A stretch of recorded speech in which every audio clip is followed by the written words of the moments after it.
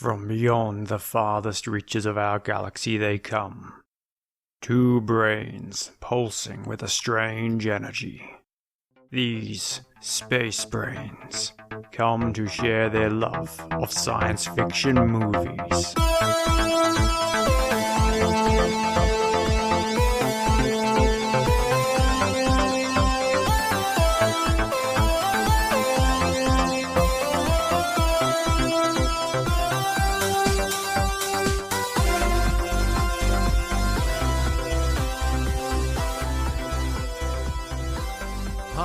Welcome to Space Brains, the show where we joy watch sci-fi movies and then talk about what was good and what was great. I'm Surrey and this is Mark. Hiya. Tonight we're talking about the classic Total Recall. It's the 1990 film directed by Paul Verhoeven, starring the one and only Arnold Schwarzenegger. Harry, I was thinking of going to Total Recall. Recall will give you a lobotomy. You think so, Harry? Yeah. I just love the way it says Harry. Harry. I love it. We did Predator. Go back and listen to us do Predator. And these classic Arnie sci-fi films, I mean, this is it's Arnie at his best, isn't it? I reckon. It's wonderful. There's the one-liners that we talked about. This film has those one-liners, and it also it's bloody. So it's a sci-fi that's bloody. It's Verhoeven. He's renowned for he did RoboCop, and Starship Troopers, both of which don't pull any punches with the blood splats. No. Again, he's Middle Eastern European. Sorry, I should say Middle European. What does that even mean? But yeah, no, he's from the Middle East of Europe, and they like their blood and guts in sci-fi films, which I like. Yeah, lots of practical effects because this is 1990. Yeah, this is when they're still doing the green screen projection as pioneered by 2001: Space Odyssey. As we learned, they did that up until 93 when there was Cliffhanger. I think was sort of the last major Hollywood film that primarily used that style of green screen. Yeah, and the models, the little models. But before we get into it, we need to warn people that have not watched Total Recall, which I would be very bizarre, especially if you're listening to Space Brains. But if you are, you should turn away now. This is your spoiler warning. We are going to be talking about all of the one-liners, all of the classic grunting and face contortions, and the twist or not. Yeah, and the eyes popping. I mean, I've just got to say, the eyes popping is something that kind of it's from my childhood, the eyes popping. I love it. Anyway, we need to get into some details. So what was your number one takeaway from Total Recall? Number one takeaway, oh my goodness me. There's a few I'd like to go in here regarding what is more likely just one. In the number of mutated breasts you're going to have, which I think is probably 6, not 3, because it's symmetry. But my number one takeaway from this is sometimes truth is stranger than your dream. Ooh, mystical. Yes. Wow.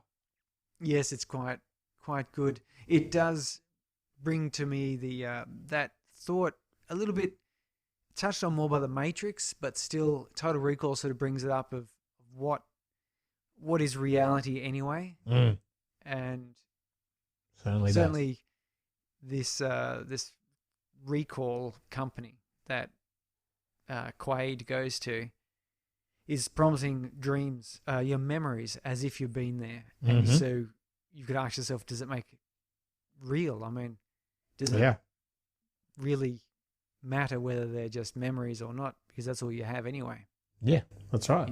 It is very interesting. Yeah. And I mean, this film, I think, kind of can allow you to walk away and it doesn't quite tell you if it is real or not. I feel like it is, but it's still enough of just that little bit of openness. Yeah, I think despite the comically overdone action and the amusing sort of componentry, there is actually an underlying philosophical There is, yeah. bit here, which I think is what turns this movie from being what could have just been an almost slapstick action movie into something a little bit more serious.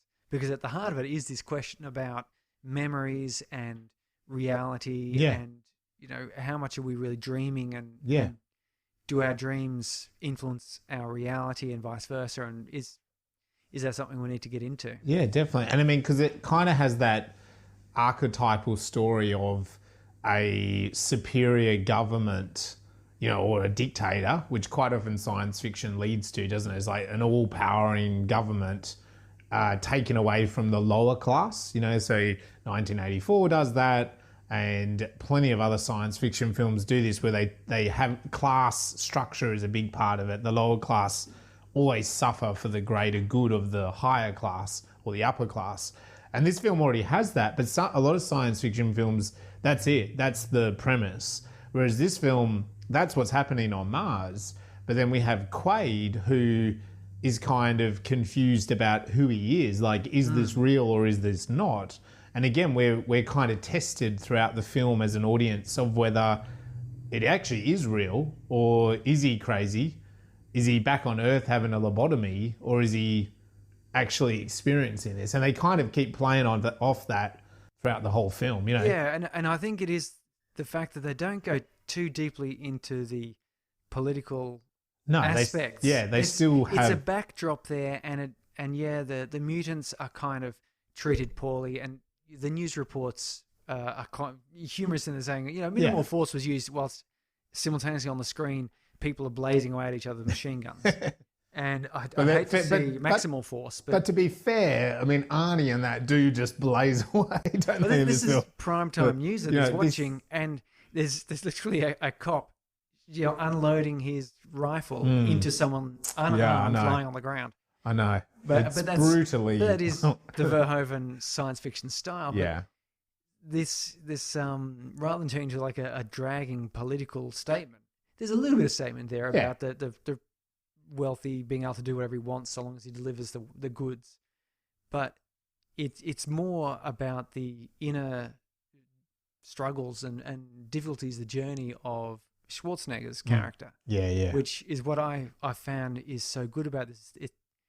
It's kind of lighthearted in a way, and kind of a bit, as I said, a bit slapstick, a bit humorous, but it's carried by its deeper philosophical currents that even if you just sort of laugh at his one-liners and cheer on the excessive gun violence, and then at the end of it, nonetheless, is that final line where he says, I think he turns around and asks whoever the demure sleazy Melina, Melina, or is this all just a dream? Yeah. And well, if it is, then kiss me now. Quickly.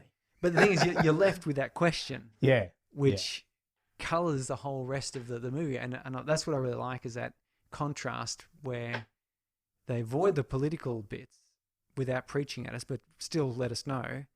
Follow this, amazing, fantastic spy story, but make us wonder about memories and thoughts. Yeah, definitely. Yeah, and that's essentially that probably is the science in it, isn't it? That's the science fiction part, like because you could take this premise, I guess, and like delete Mars, just make it about a foreign land on Earth or whatever, or about an Irishman building robots. That's that right. will take over his job, which is like, that's a little dig at the new version of Total Recall, which should have been called something entirely different. In which case, it would have been a much better, stronger film on its own, without having this shadow of a prior movie. Yes, it's funny they make these strange choices. Because did you see the new Total Recall? I have. 2012 or something? Yeah, it's totally unrelated. It is. It's about robots and factory automation on Earth.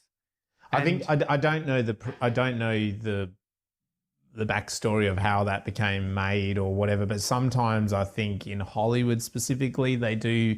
It's like, here's a script, and then they go, the only way we can sell this script is by like associating it to another film. Yeah. So it's like, in this context, they say, Total Recall, it's a remake, and they like it's a way of like selling it, but it's not like and sometimes not even the writer that does that. It's like literally the producers or the marketers or anyone, like someone else comes on board. And says, no, this is not going to sell. No, it's not going to sell. But if we make it that this is a sequel to Total, what are we going to do to make it a sequel to Total Recall? We just could change a couple of little bits here and then it's a sequel. You know, like I don't know. I'm not sure. I have a feeling that's what happened to that. And because I didn't get I know in the new version there's a underground taxi train lift that goes from Australia to America or England or something, doesn't it? I don't know. Yeah, I didn't. I kind of got a bit lost in that one. Yeah, but anyway, we can leave that to another episode. But the original one is what we're talking about here, which is based off the Philip K. Dick film, which is We Sell Memories Wholesale. Yeah, I believe it's called, which is fairly close to the Total Recall film in its plot. It is about a guy named Quayle, who is a everyday working man. Yeah, he gets memories that he wants to go to Mars, but he can't afford it. He gets the memories, and then all hell breaks loose when he realizes he's a secret agent or something or other, and so it doesn't have the alien, that particular alien bit. It's got other sort of bits in it, but it's that same premise. Sort of based on that premise, yeah. Basic working class guy is actually an agent who's been implanted or memory altered to be put back into a different life. Yep. And but anyway, so this movie then, based off a short story, Philip K. Dick, also known for Do Androids Dream of Electric Sheep or something? Yep. Which is Blade Runner. Yep. In case you're wondering. So I haven't actually read any of his short stories. I probably should. No, neither have I, and I probably should too. Because there's some good movies based off him. Yeah. And a lot of people reference him, I think. So it's like, we probably should start reading him a little bit. Yeah, okay. So Total Recall then is based off the short story, and it follows it in spirit. It varies a little bit here and there. Paul Verhoeven sprinkles his magic fairy blood dust on everything. And we end up with Total Recall. But we do. Is it a hope, a warning, or an experiment? I think this one is a warning, because I think of the concept of a couple of things, that sort of A story of Arnie or Quaid messing with his own memories and then kind of being confused about the reality of that and not. And again, as the audience, we're kind of we're shifted into that world of like not knowing if it's real or not. So I think there's a warning of like playing with your memories, like I don't know if it works out. And again, I probably should go and read that original story, because even the way you've just retold it there, I mean, does it work out for that guy, or is it because I think that's the thing, like you could take this story and sort of you could say, because in the film they joke that's the thing, like, you don't have the money to go to Mars, we can just implant the memory. But it's like there's the impression that for some people that might not work out, like they have a schizophrenia, schizoid embolism. I didn't even bother looking up to see if that was a real thing or not. It sounds real, sorry. It sounds real. Come on. Good. We know what those two words mean separately, so put them together. Like it to me, it's automatically a warning, like messing with your memories, messing with your brain in that way. I think it's a warning. And then I think separately and realistically, and we've already spoiled we've sent out the spoiler on Total Recall. I mean, if you interpret this whole film that he is originally an agent on the bad side, goes undercover to deliberately mess with, like come up with a new identity so that then he can come back and get access to the rebels to stop them from destroying Mars. But then he doesn't want to go back to his old self anyway. So that's a pretty big warning to me. Like if you mess with yourself and your brain and your memory and stuff like that, you might change and never. You might become a better person. You may become a better person. That's a major warning. Well, I would go for more experiment myself. Yeah. Being that we're looking at what if we could mess with memories? How does this all turn out, and where does it fit in with this Mars alien technology? This kind of they've basically messed with some guy's memories, reprogrammed to a different personality, essentially. But that's why values. I think that's why that's a warning, because if you go to recall and you get like an implantation of you went to Mars and had a good time and fucked some 3-boobed women, you come back to your normal reality, you're like, oh, that was a good trip. Like, who cares, But like in this movie, I just want to address Mary and her 3 boobs for a moment, because I cannot help but wonder, is the assumption is that the more boobs, the better. Yeah, that's right. It's so true, isn't it?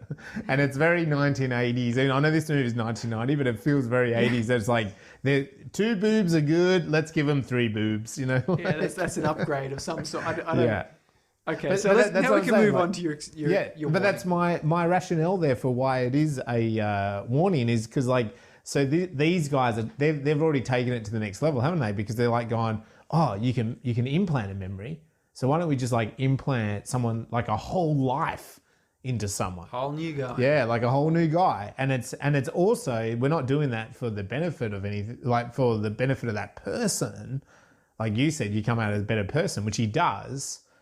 But then it's like they were doing it to kind of like double cross the whole system, weren't they? So it's I do find it funny though that they, what is their own morality or philosophical thinking on this, where they go, well, so Hauser, which was his original personality, yeah, we're going to put you in as a mild-mannered construction worker who wants to essentially help people and discover new things and make the world a better place. Yeah.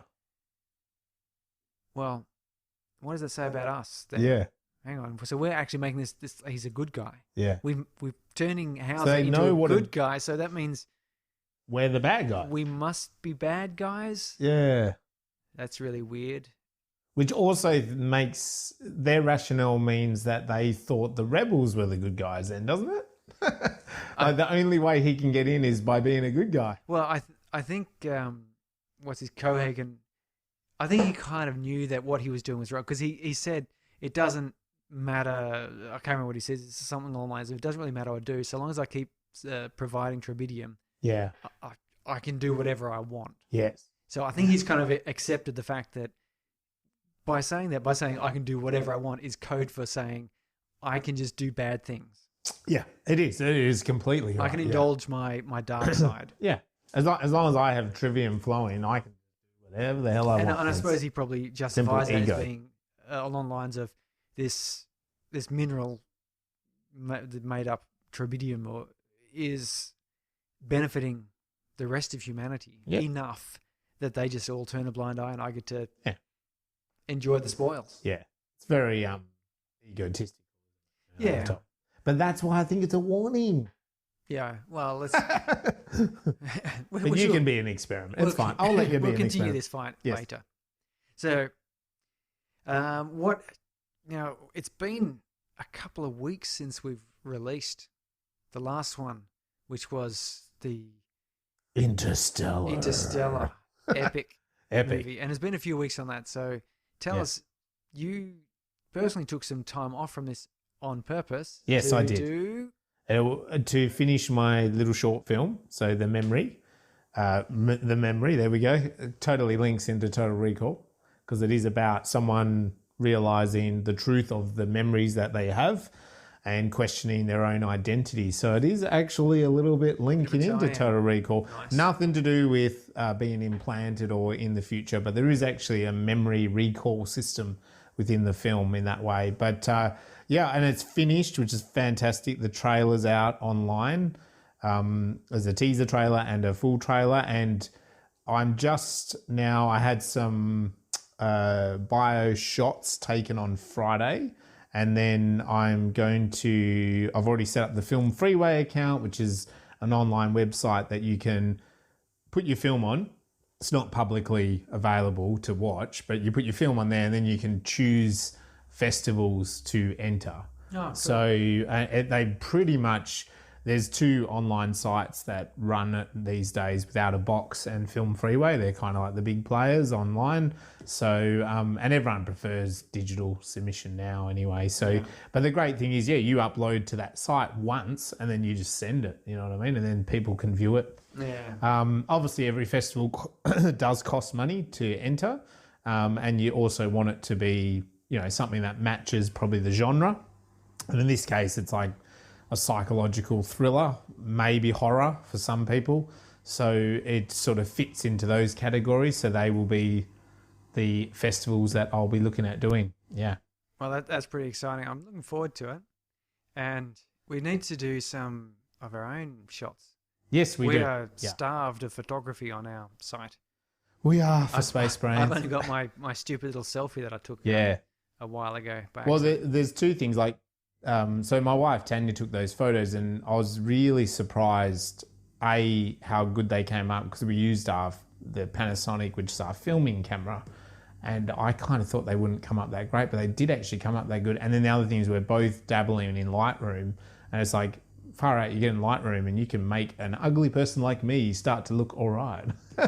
So, yes, you and I, Surrey, can get together and we can have some Space Brain shots. Definitely. They've been on the cards, so we'll do that. But that's exciting. Yeah, I'm really revved because literally I've done a press release. I've done a director's statement, done these photos. So within this next week, like by this time next week, I think it will be then all up on Film Freeway, and then it's just picking the festivals that I think are appropriate within my budget. Pick the festivals that you want to win.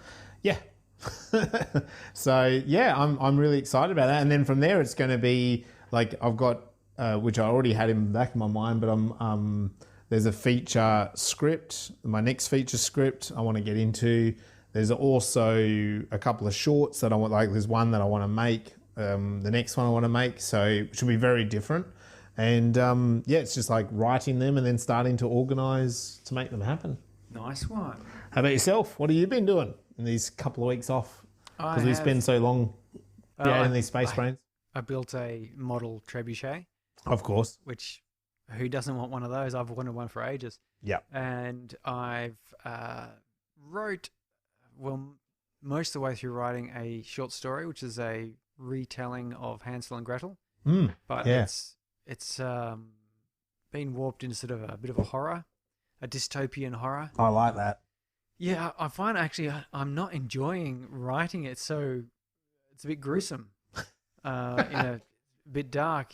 Gretel is a serial killer, and Hansel is a narcissistic brute, and it's sort of come along nicely. I'm not going to spoil it. The witch is not a witch, and so on. So the main reason I'm writing this though is as a way of I've keeping my story worksheet showing the development of the idea, the characters, the plot points, where I'm need to foreshadow for future events. Nice. And then there'll be like a shaded mapping so that you can read the short story. And a short story, it's probably going to be about 15,000, maybe 20,000 words. I wanted to get it down to 5,000, but I'm just not very practiced at short story writing. So it's probably like, I don't know, maybe a long short story. Yeah, I was going to say, that's probably a little bit longer, isn't it? 5,000. Novelette. I think they're called. So it'll be shaded to show the build up for each scene and the three acts. Nice. The where I've included foreshadowing for this event and where I've shown a mirroring after effect of that thing.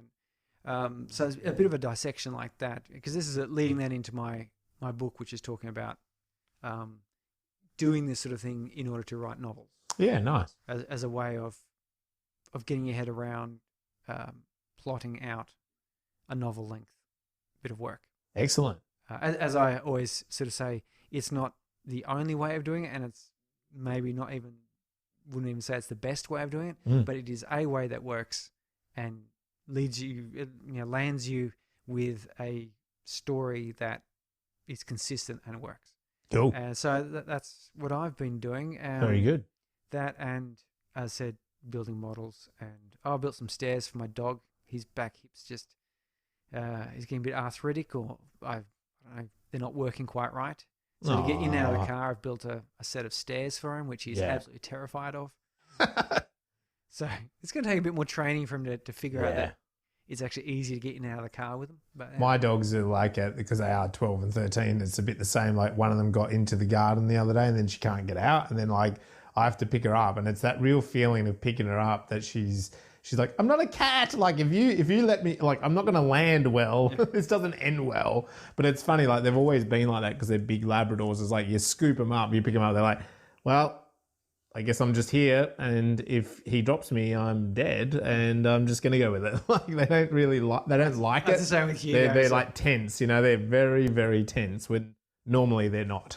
great big golden retriever is Hugo, and lifting him out of the car, he resists it. Yeah. But then when you pick him up, he just does that thing where he sits and kind of freaks. Doesn't know, his eyes are rolling around, and he's going, "What are you doing?" It's a funny thing, isn't it? It's like, this has got to be better than jumping out of the car. Surely. But yeah, I think there's a level of trust there. We're done. So a bit of engineering, a bit of story writing I've been doing. Very good. So look, let's get into some of the details. We've mentioned Paul Verhoeven is the director of this, and of course Starship Troopers, Basic Instinct, Total Recall, RoboCop, and he was also involved in Showgirls as well, which was a big one in the late 90s there.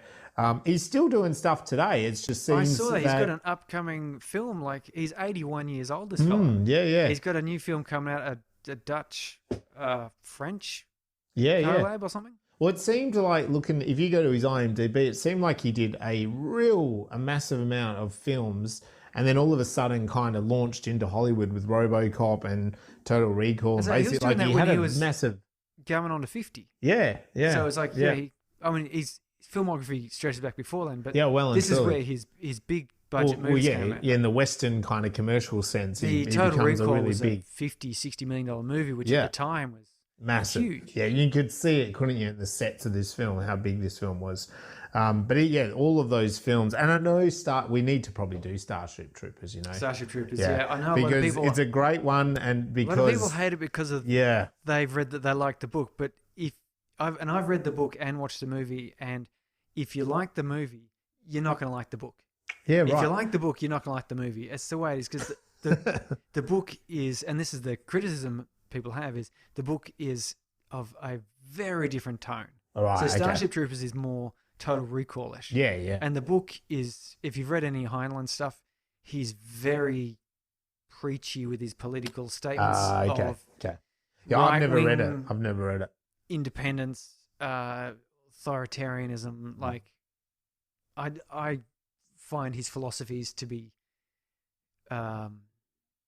hypothetically okay, but in reality brutal and anachronistic. Right. But that's probably what draws people to his science fiction, because it produces books like The Moon is a Harsh Mistress, for example, which is quite a good story about an artificial intelligence and class warfare between Earth and the Moon, and Starship Troopers has things to say, but it's of a totally different character to the movie. Yeah, right. Like, utterly different message, utterly different direction it's headed in. The similarities are relatively slim. It might have unfortunately kind of spelled the end of Paul Verhoeven's Hollywood career, and that's why I always want to stay here, because I mean he's made stuff since then, and but during the 90s he became a big Hollywood director. All of those films are huge, like they're big films. So starting with RoboCop in '87 and going through to Starship Trooper in '97, I mean they're massive, Cinemaplex popcorn eating, big stars, big effects, everything, aren't they? Big budgets. And massive films, really. I mean, Showgirls is the interesting one in there because it's very different. It's quite different. So, but this Basic is what Instinct. Basic Instinct isn't exactly a science fiction, it's not. and it's not big action, but it's quite tense. It's got violent. It's got pretty harsh violence in it as well. So, I don't know. But anyway, they're all big films. Writers now this, to me, it's funny. I did not know this. I've seen this film a bunch of times, but. So you got the Philip K. Dick short story. We can remember it for you wholesale, right? No, that's it. Not memories. Yeah, right. So you've got a short story, which is fine. It's got nothing really to do with the film in terms of a screenplay. But then there's 3 writers that did the screen story, and then another 3 dudes wrote the screenplay. Now, for me, when I see that, I've got to say, over the years, quite often the film doesn't turn out that well. No, it usually means it's been overbaked. Yeah, like normally it's a bit of a sign that, you know, like someone's come up with an idea, a script, and then they've sold it, and someone else then gets that script, and then they write it. And again, even like there's some films that, yeah, there's been I know a few films that 2 screenwriters have done it, and it's brilliant. But sometimes you get to that kind of point where the 3 people have looked at it, and then someone else looks at it and is like, yeah, it's lost itself, you know. So I'm actually a bit shocked by that. But yeah, there's a bunch: Ronald Shusett, Dan O'Brien, and Gary Goldman. Gary Goldman has gone on and done quite a bit of Hollywood stuff. The other guys not so much. So yeah, I mean, it's an interesting one to have so many writers, 6 writers, and it feels, because remember, what was the Chinese film we did right back? The Wandering Earth, I think. Wandering Earth. And that had about 5 writers, and we had that feeling, didn't we, that maybe it just been cooked a little bit along the way, the story, you know, at times. Some of the edges were too rounded. Yeah, it just felt like, you know, maybe a few too many voices in there, you know. Because I don't know about you. I mean, my voice and the 100 other voices in my head is kind of enough when I'm writing, let alone other people. So, starring Arnold, we can't go by Arnold, and such a young Sharon Stone. I mean, before Basic Instinct. Before Basic Instinct. So no wonder. Consider this a divorce. No, God. Far out. It really puts a lot of the Me Too campaign to shame, doesn't it? I mean, like the violence against women in some of these 80s and 90s films. Yeah, on you just the other hand, wouldn't though, see it. It does provide a certain level of equality. Yeah. Egalitarianism, because the she's men tough. Were being blown to pieces, Yeah, the women were being blown to pieces. But isn't it interesting? They weren't being chivalrous.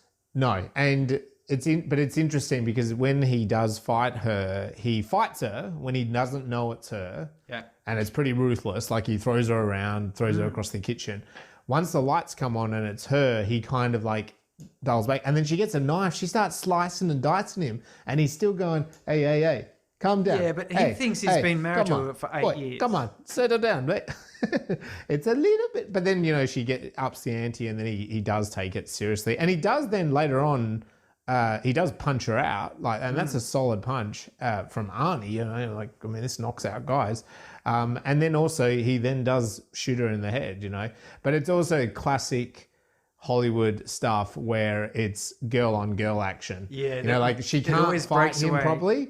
It's like the 2 women, and it's a brutal fight. Like it's a really good fight. I've got to say, this time when I was watching it, really analysing this film, I thought, far out, those 2, you know, Sharon Stone and Rachel Ticotin, I think, or Ticotin. I don't 100% know. She can contact us and let us know how she last totally name is could. pronounced. She's a real working actress, or actor, sorry, I should say. She's done a lot. Yeah, She's she still was working today.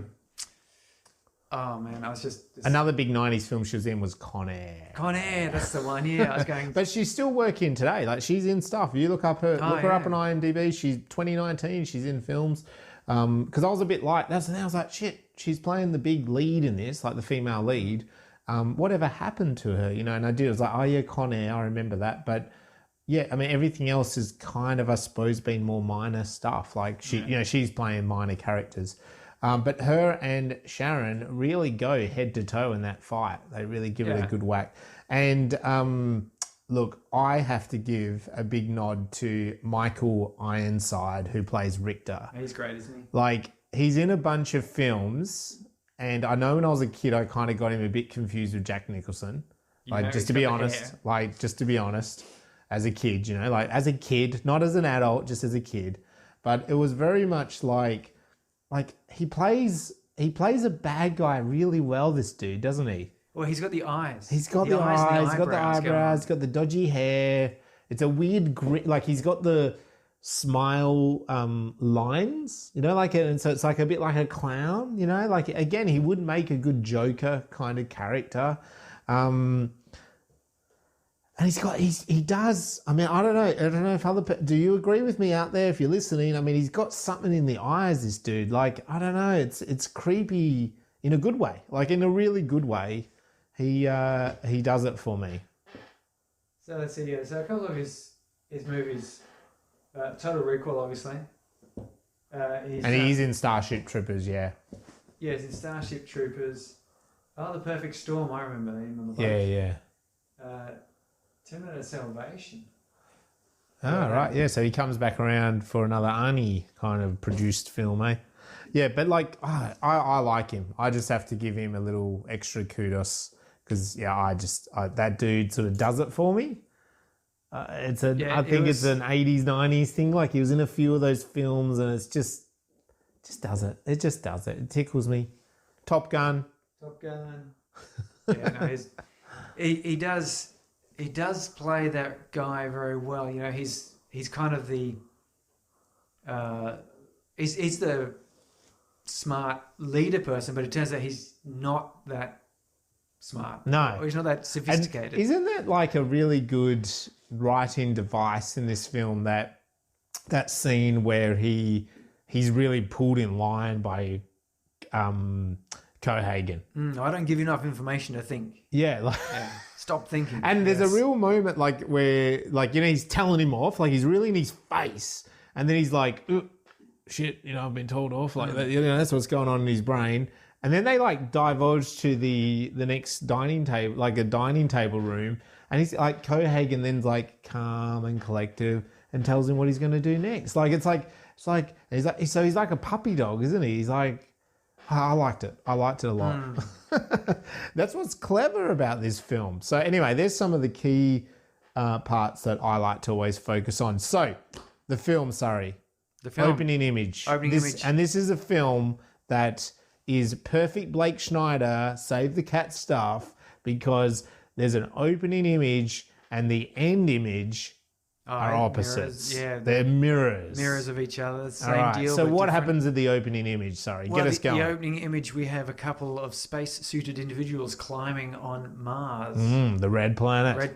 They're walking along and Very they stop alien. and they look out over at the a scenery. vista, and then one of them foot slips as the cliff sort of crumbles beneath him. Yep. And he tumbles, and you can tell it's Arnie because he goes,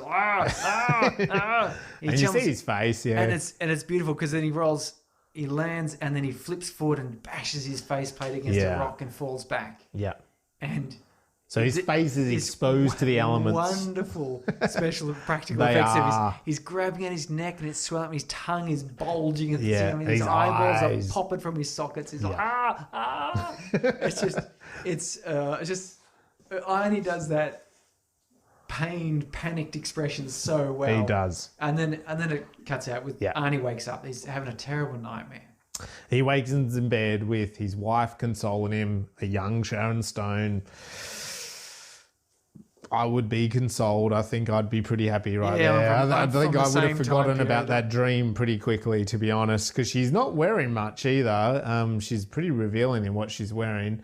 And she gets very jealous of his dream, the fact that in this dream, not about him dying, that there's another woman. Yeah, some other, you dreamt of she's her like, again. you're talking about another woman again.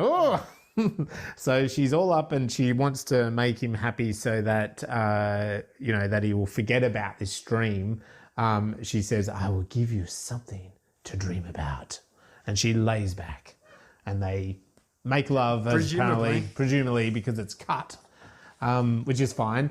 And anyway, we're in then their lounge room after the cut, and we're obviously in the future because there's a TV on the wall, Surrey. It's flat. It's huge. Well, it's funny you should say it because all the other monitors in this are old cathode ray tubes. They are. And you can see the housing for them is big and chunky.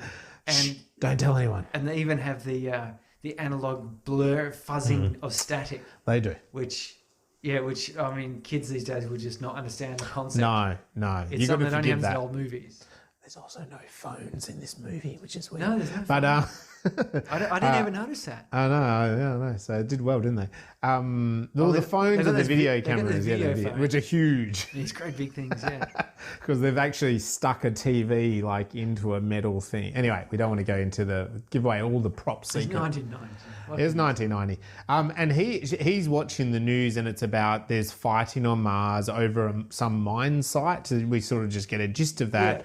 Yeah, he's a bit into that. Well, the funny thing about this scene, which I really love about this news report, does remind me somewhat of the RoboCop, I buy that for $1. Yeah. And, what is it, Sunblock 5000 or whatever he puts on, it's just this blue paint.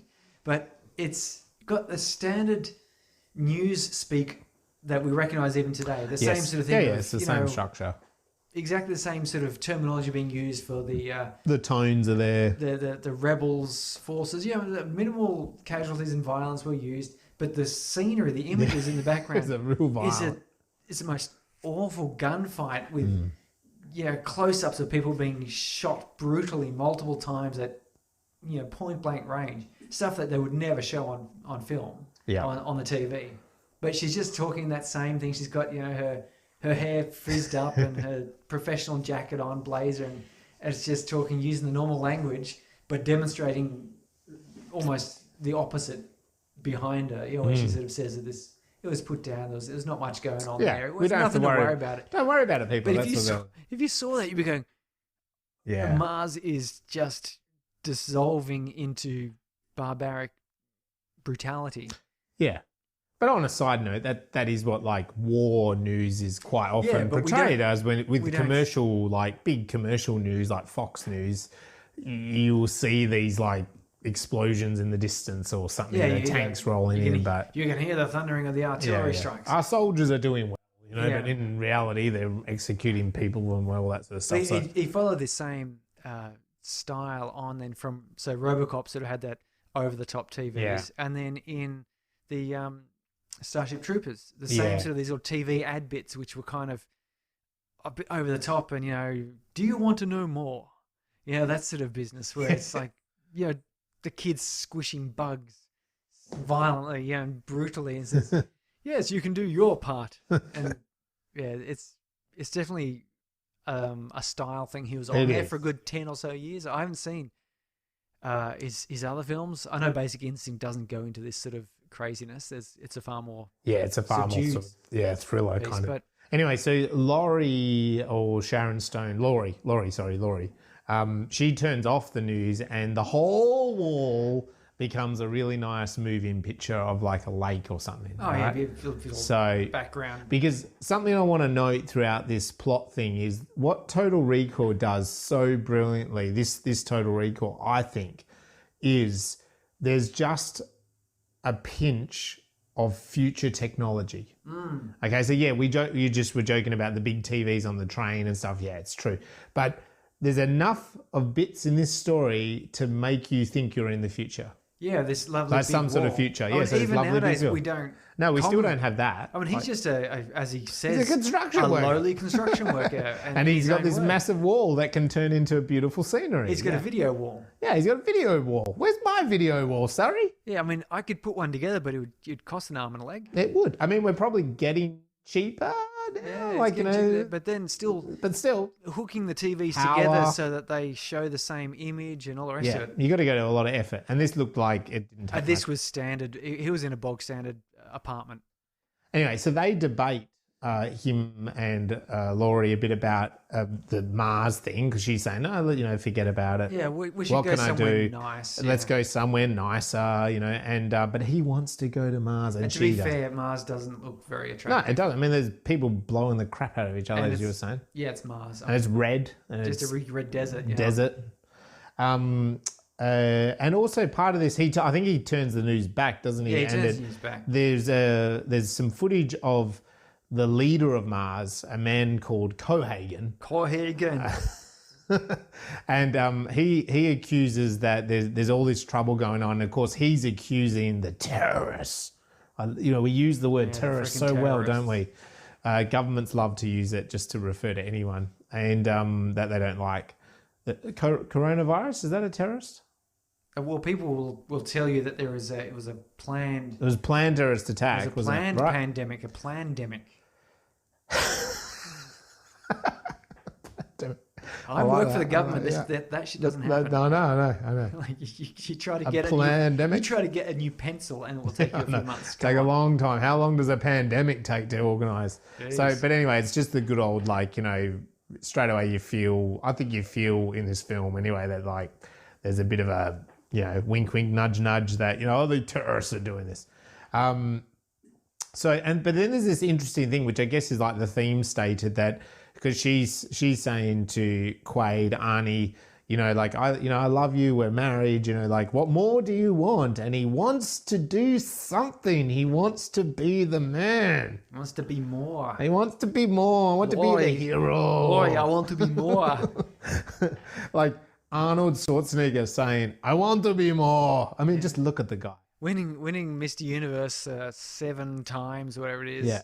Starring in, goodness knows, some of the biggest But blockbusters. like this film doesn't even hide it. Like when he goes to recall, that secretary checks him out. Like she totally checks him out. And then like even the henchman's like, I wouldn't like my girl being with her for too long. Like they all I'm sure like she they didn't make like it. They make the jokes that this. Like, so why is he just a construction worker that wants to be the man? Like, it's like, I mean, surely this guy would get opportunities, wouldn't he? Like, if it was only a few weeks prior that he turned up there, wouldn't people be saying, how come the other construction workers, they're big beefy dudes, but you're a bodybuilder for God's sake. Where do you get that shit from? But anyway, and this is the next scene is the next touch of 10. Oh, yeah. Where he goes through the skeleton One of the best X-ray. things ever. Future vision, because we have that now. Mm-hmm. Not as good as in the movie. It's not that good. It's kind of a bit goofy and plenty of people have walked through with guns during the testing and so. But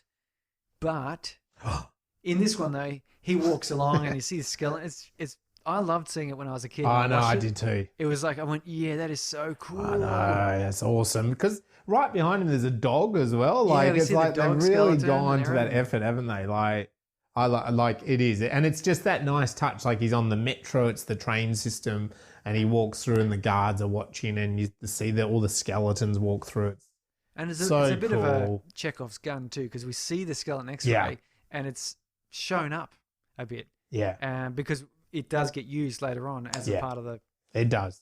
Show. And so on the train, as you mentioned, the big goofy TVs. I mean, I was willing to forgive them.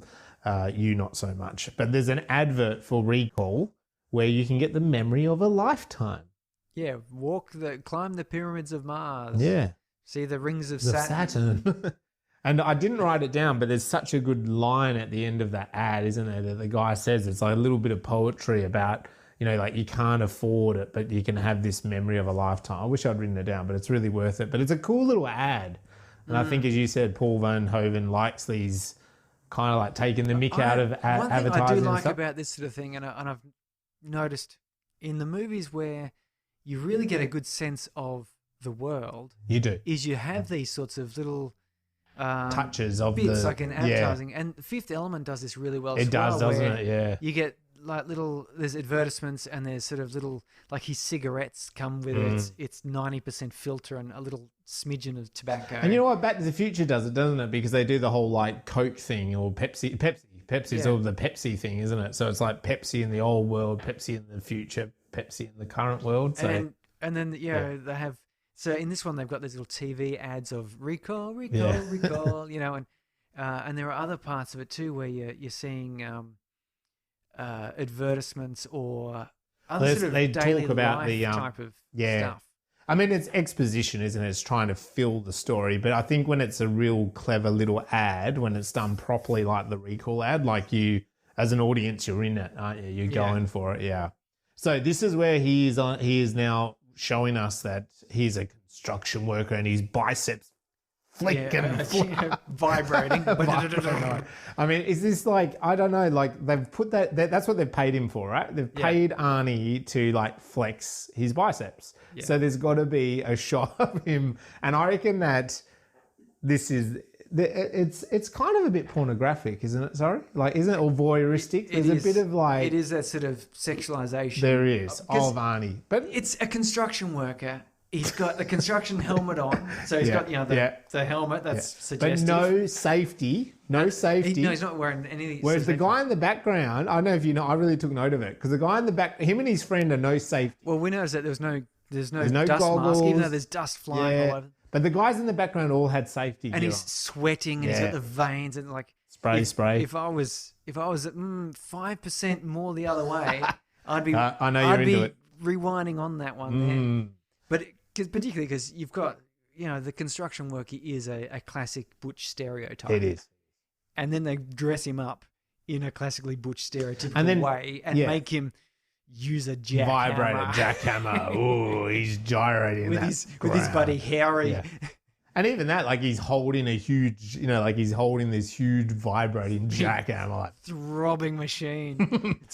it is completely like. But it was the 90s, so it was probably they were thinking that this would appeal to women. Yeah.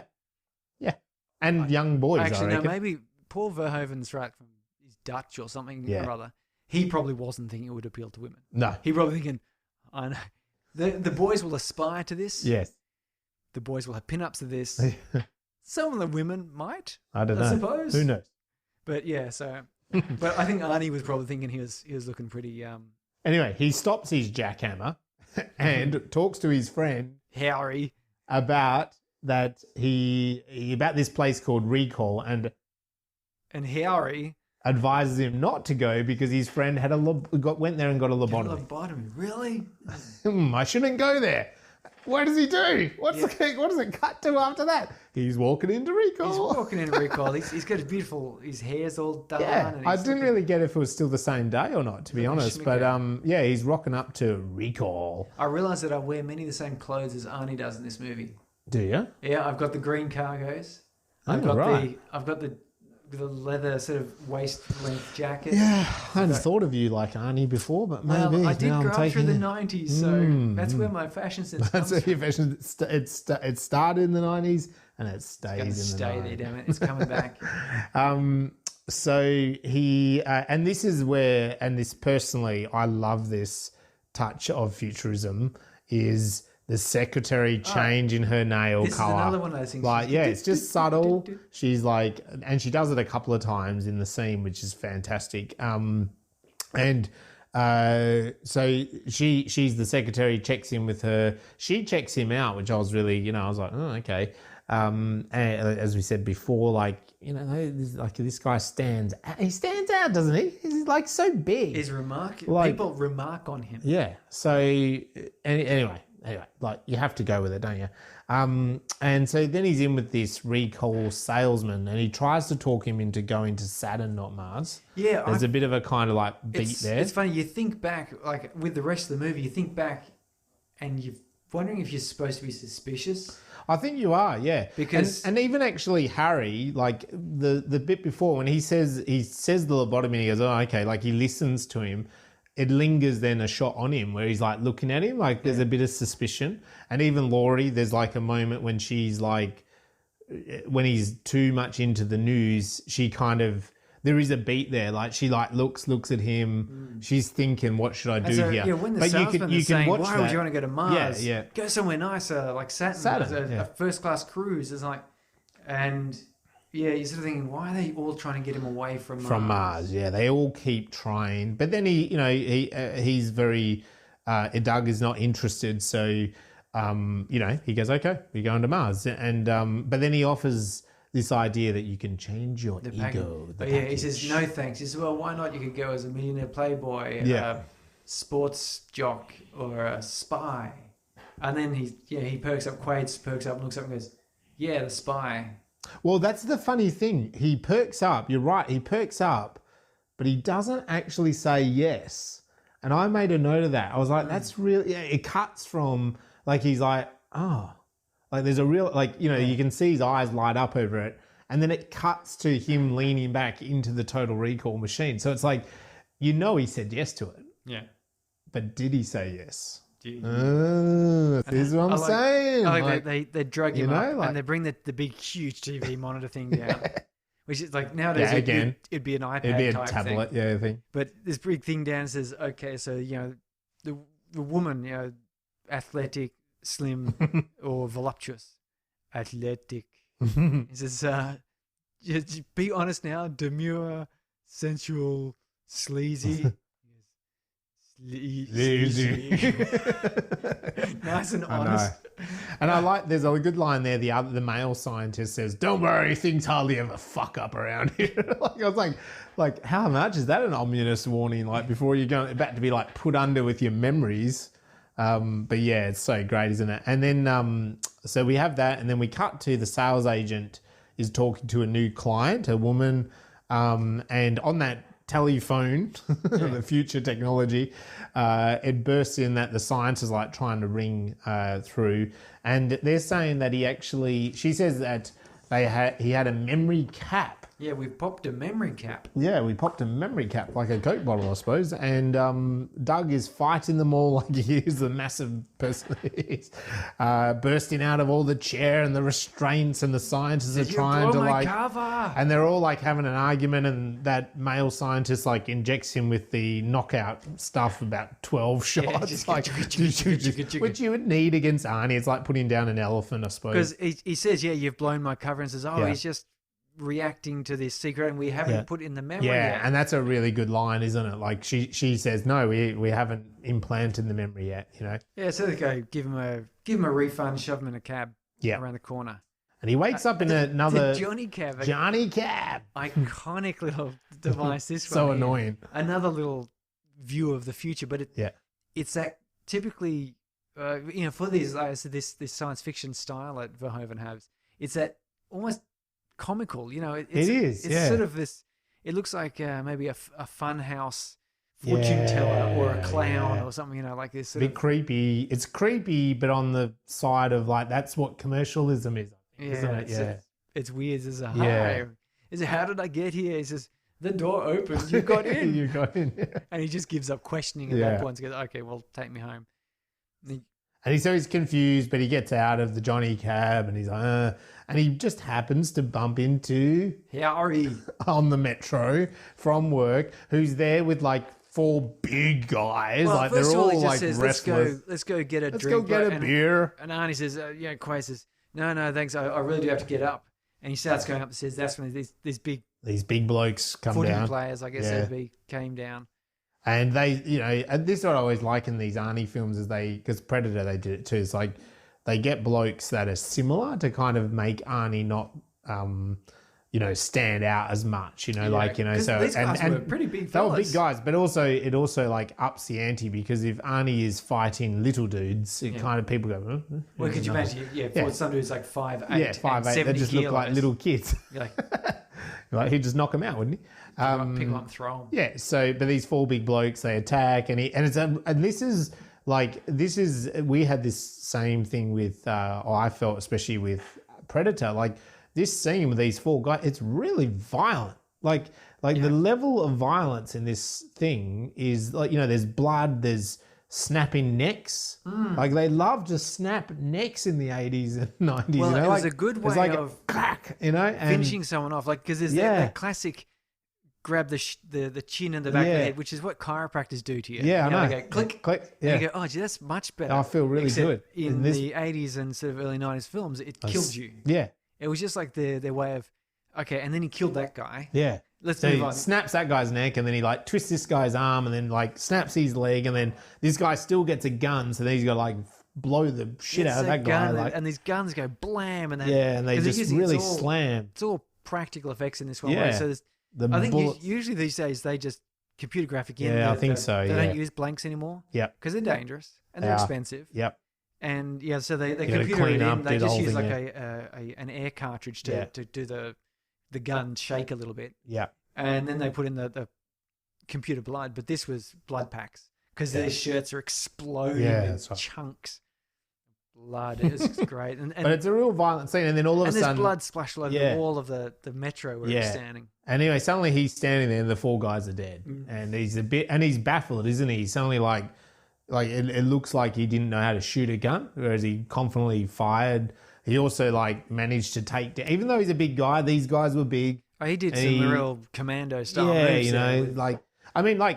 You and I, we might be able to fight another one person, but you throw in another person, they can punch you in the head while you're trying to defend yourself, and you're down, aren't you? You know, so. Whereas he was able to take on 4 guys. But he seems generally confused from that, So he rushes in at home where good old Sharon Stone is actually playing tennis with a hologram. Oh, he's very technical. What the hell?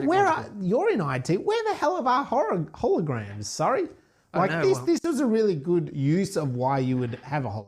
right? Yeah, well, you'll be able to get a 3D view of how to do the serve. How to do a serve. We've got Nintendo Switch or whatever it is, like the Wii Play. We're still not there. We're still not there. I see these films, I mean, it's like Seinfeld said, where the bloody hell are our flying cars, like, honestly. But, like, I really thought that was a really good use of it. Yeah, it wasn't. And again, it's a bit of foreshadowing. It is. It's saying we've got hologram technology. Yeah. And we've got Just Johnny you wait cabs. to see. We've got X-ray screens. Yeah. It's quite good. It is everything all the future tech they put up, there's a reason, like, it's coming again, Yeah. which is cool. So but Doug is really paranoid. He turns off all the lights. He says that, he was being attacked. He killed these people. Once he says he went to recall, she freaks out. She says, we need a doctor.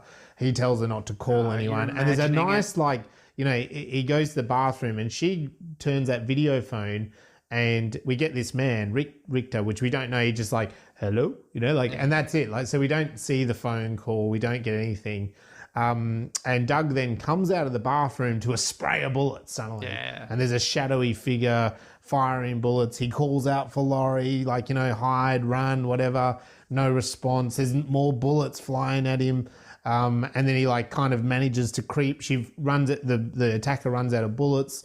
He jumps at the shadow. He grabs the shadow. They have this kind of violent fight where he's getting a few punches.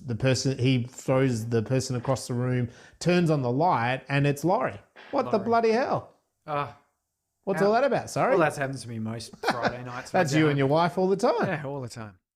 Except, it's a little bit calmer and more gentle and probably not so PG. And the lights are on. Anyway, she says that I'm not your wife. I met you 6 weeks ago. The agency set a memory. Your whole life is a dream. That is her words. Then she tries to seduce him again. She plays a bit of bondage. She sees the video phone behind him is showing goons turning up. So she's going to distract him with a bit of the old, you could tie me up if you don't trust me.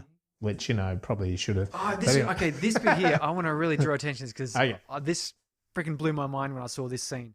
So he looks back over his shoulder and sees the video phone and there's goons. And he looks back at her and he says, clever girl.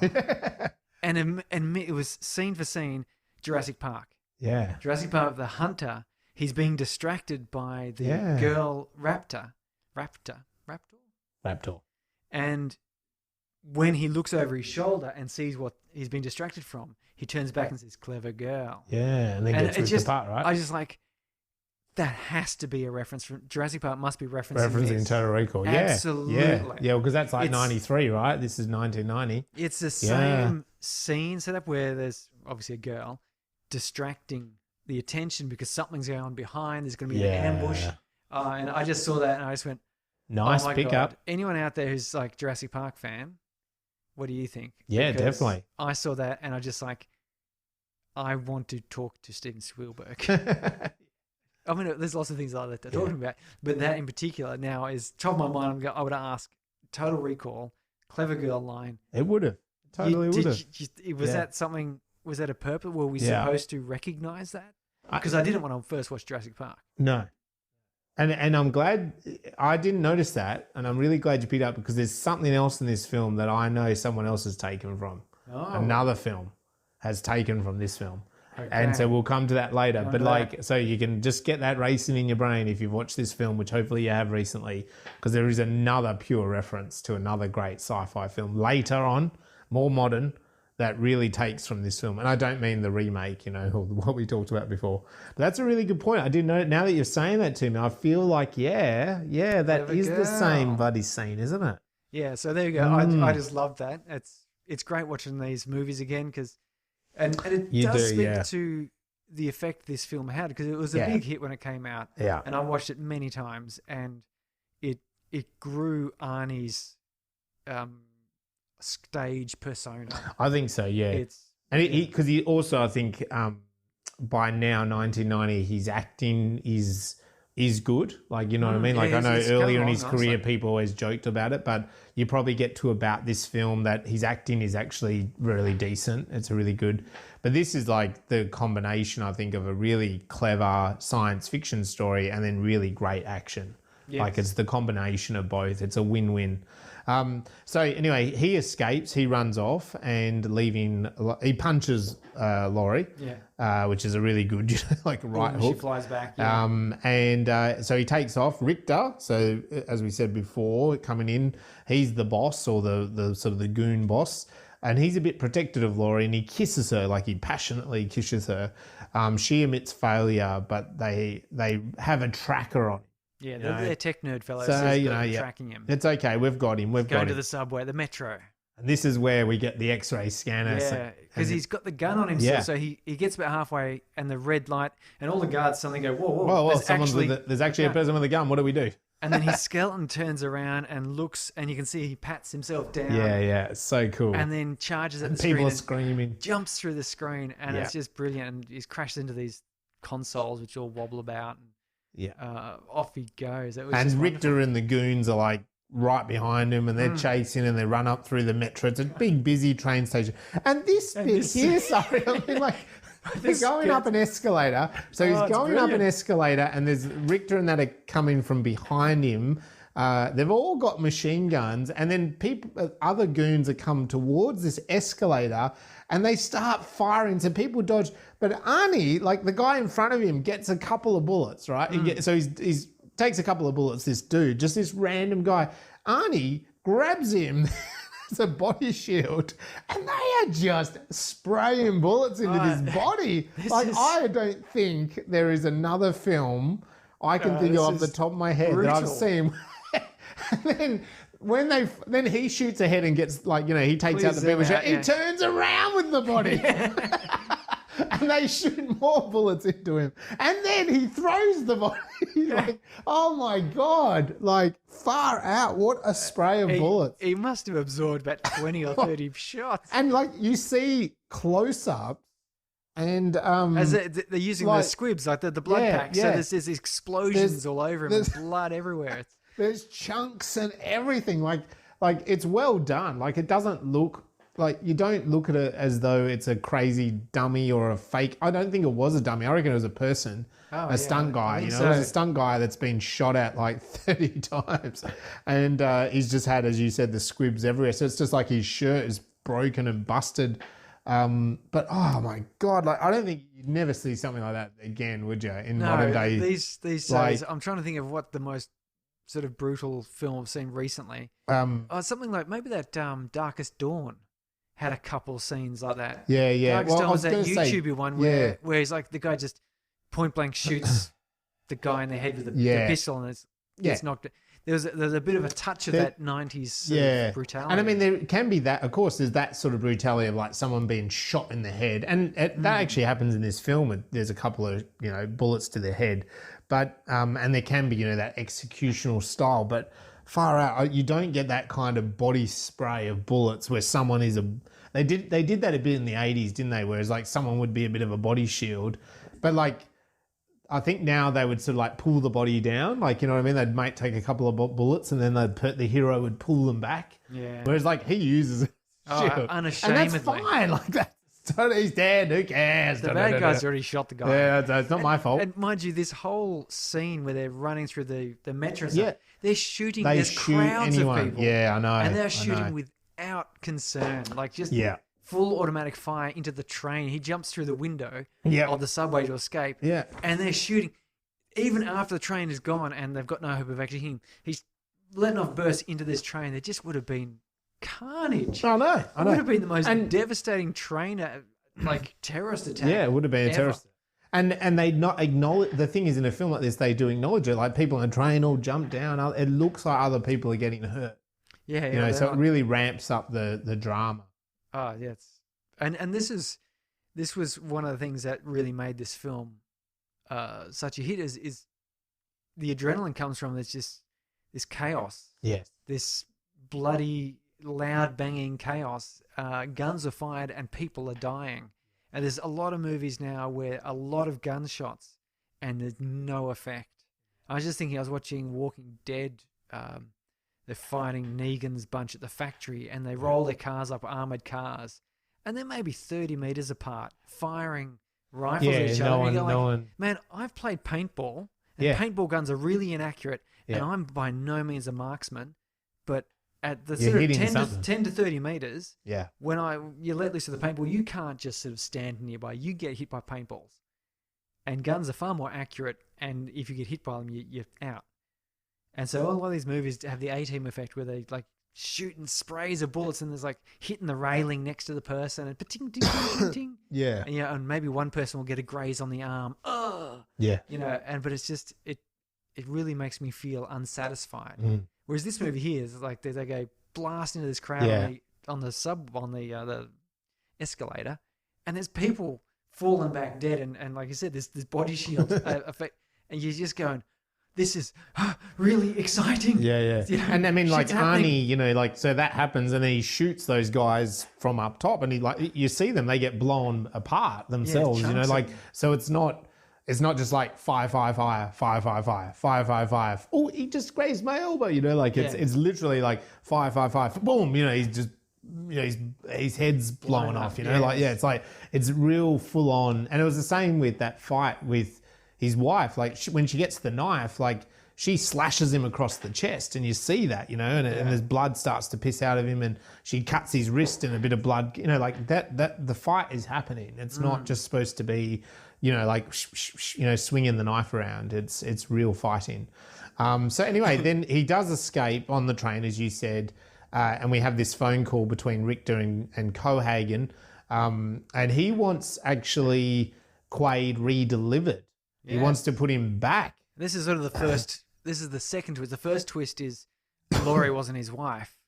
Yeah. And then he's who knows what he is. Yeah. But they're trying to kill him. And the second twist is now, no, you weren't sent there to kill him. You're there to acquire him, pick him up again. Yeah. So that, and then he does the whole static. Yeah. Which nowadays you sort of think you can't. It's digital. You either have reception or you don't. not being on a mobile phone call and it's sort of staticked out and hard to hear. It just they stop. Stop talking. Stop talking for a bit. So so Quaid goes in a hotel, and I was a bit confused as to why he just turned up to this random hotel. I don't know why, but he's just getting into a hotel room. It's not terribly important, really. No. And he receives a phone call. He's mystified because he sees the phone ring, and he goes up and answers it. And there's a fellow, you just see his face because it's a video phone, who says, "Yeah, you told me to call you if you ever went missing from the agency. I've got a suitcase I was supposed to give to you." And Quaid obviously is like, "Well, what's going on? Who are you? What's up?" And he looks out the window and sees where it is, public payphone. And the guy refuses to answer any questions, hangs up and walks off. So Quaid goes running down, and we get another one of these brilliant little scenes, which was totally didn't have to be in there, but it adds to the character. And it does.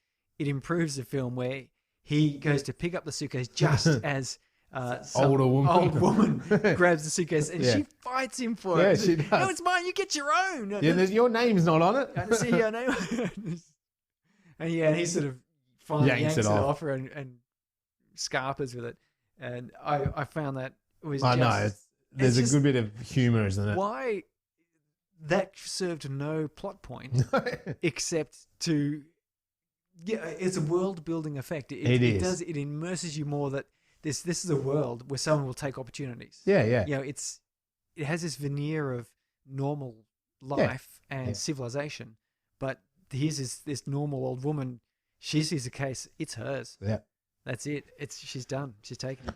Yeah, and I mean, maybe also it's like, then the violence that we just saw on the train, like this is more the normal life that you don't expect people to having machine guns firing. Like the machine gun thing is even more violent or more abstract because in reality, like an old woman and a young man would like argue over a suitcase and they don't get out guns, because again, on the metro, you can't get on the metro without that X-ray thing. So you're imagining that the world is maybe a little bit safer, a little bit less violent. The security guards were surprised when a gun actually turned up. They kind of didn't know what to do. They sort of started going, "Oh, Jesus, someone's actually..." It's like the Demolition Man idea that suddenly we don't have violence anymore. What do we do when there is violence, So it doesn't go down that path as far, but, that idea that things are sort of safer, so an old woman could pick up a suitcase. No, this is mine, he's got the wet towel wrapper around his head. Because the guy says, wrap a wet towel, you got a tracker in your head. And so when he grabs the suitcase and runs off, he gives like a weird little oriental bow. Yeah. It's kind of an odd little racist sort of I think it is. touch, but sort of comical in a 90s sort of a way. And he sort of like is walking away, and Richter shows up in the car. And so he jumps into a Johnny cab, but the cab won't go anywhere. Go.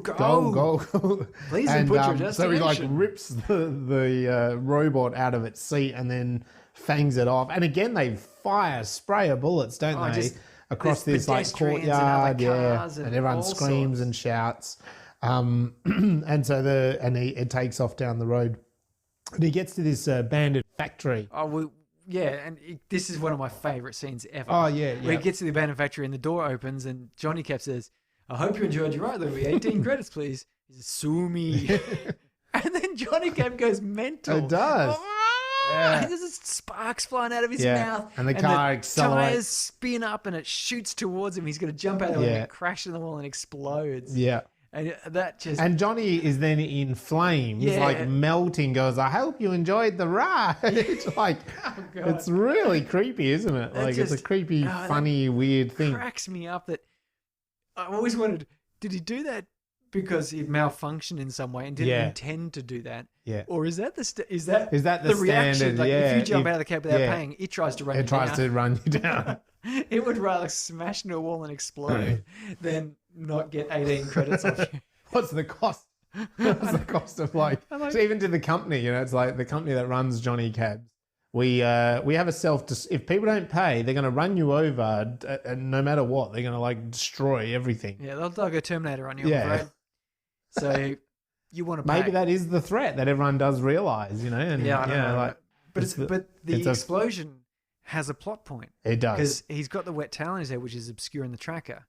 And so he gets a bit of a reprieve, but as he opens the case and starts going through it. But we do actually get a cutback and say an explosion was at an old cement factory. And so they go, so the Johnny Cab going mental played a point. Yes, which it did. Is funny. Yeah, so Richter gets that message and they all head to the concrete factory. So he's opened this suitcase, there's IDs. There's a watch that does a hologram, which is really cool, isn't it? Hologram. Yeah, so it's like he puts it on and all of a sudden there is a dude across the corridor and he stands up and this thing stands up and he kind of walks across and it's him. It's another Arnie. Every Hollywood producer's wet dream, isn't it? 2 Arnies on screen. Well, you got to pay twice the money now. True, but one goes down, you got another, you got a backup. It's not, not too bad. So anyway, so there's that, and there's this message from a bit of a wanky version of himself, I'd like to say. He's a bit of a cocky version of him. He's got the hairdo. He does. He's got the 90s suit, the jacket and the shirt. And anyway, he tells him that you have information on Cohaagen, which will destroy everything and everyone knows about Mars. And you also have this bug up your nose. So, as he's pulled apart this thing, it's there. Yeah, the tracker room. This is another classic scene from this movie with the tracker room. I remember watching this the first time, and he shoves up and you hear the crunch. Yeah. He says, "Oh, don't worry, it's self-guided." Yeah.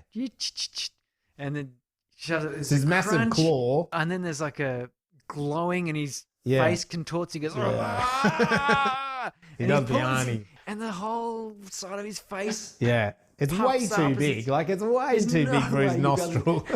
And he pulls out his nostril. It's like he's giving birth to a gumball. What do they call them? A goshapan or something. Yeah. It's like surprise egg.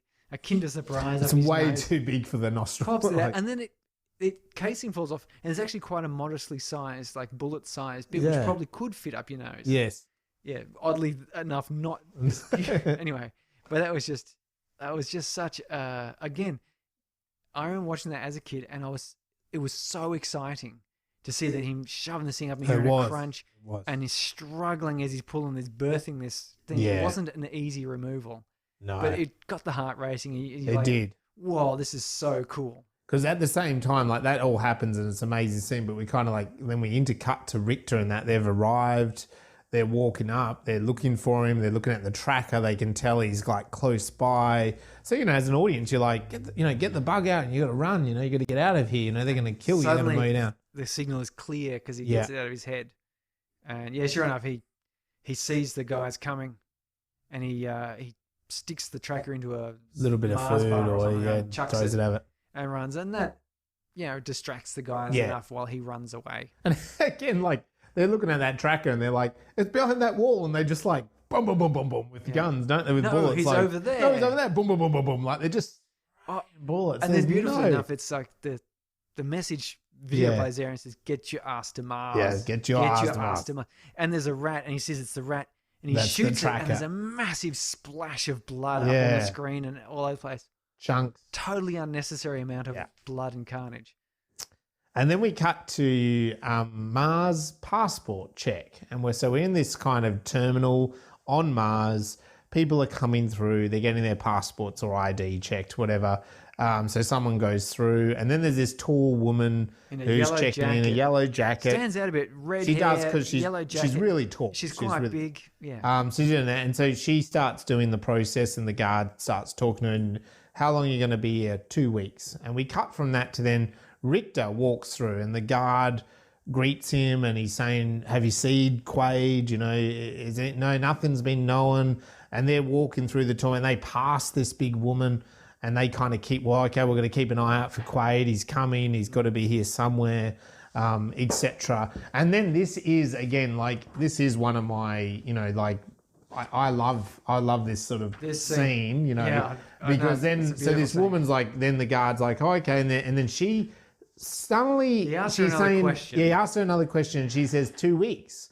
And he kind of looks at her a bit odd and she's like, 2 weeks, and she's like stuck on the loop. He's like, oh, man. And everyone starts to then look at her and she starts to have this kind of weird seizure.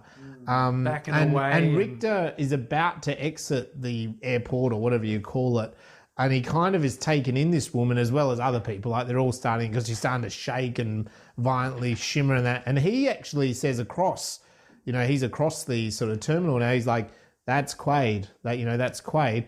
And with that, she's in this full convulsion and this head thing then pops off, doesn't it? Yeah, and then it pulls apart. Opens up, pops up. Like and it there's opens Arnie. up. It's very, it's not like Alien, but it's the same sort of, this weird technology, isn't it? It's bizarre the way they did it. They did it so well. I love that also, again, all practical. Yeah.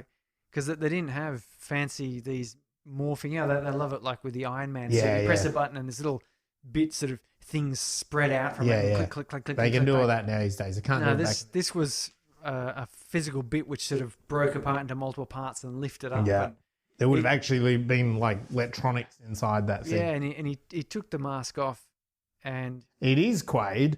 he, And then he hands the head or He chucks the head throws to it at him. the customs guy catches it and Quaid starts running and the customs guy looks down at the head and he says, "Get ready for a surprise." And it explodes. Kaboom. Yes. And with that, it causes one of the windows of the terminal to break. And of course, this is where we are being told that if the vacuum is opened, everyone starts grabbing things because you're going to get sucked out. yeah, And a few people do get sucked out, don't they? Ah! Which again goes back to the start of the film. They would have their eyes and head popping out and stuff. And with that, the lead soldier kind of puts on, the emergency thing that shuts all the windows and shuts the door. But Quaid just escapes. He kind of rolls, does an the Indiana Jones. Indiana Jones rolling under the door. And of course, Richter's not happy because he wants to get out. And they're like, well, we can't open anything. They're all linked. And he's on this train then in Mars, going across with other people. And he sees this massive pyramid. And he actually says he's got to get to the Hilton. yeah, go to the Hilton, for whatever reason. Yeah, he was told to go. He was there, told to yeah. by himself because he's got to. And this is all playing into that whole "it's a dream" thing because Yeah. he was a spy. Yeah. And it would all be 5-star luxury, luxury, things. So yeah. stay at the Hilton, and here he is going to the Hilton.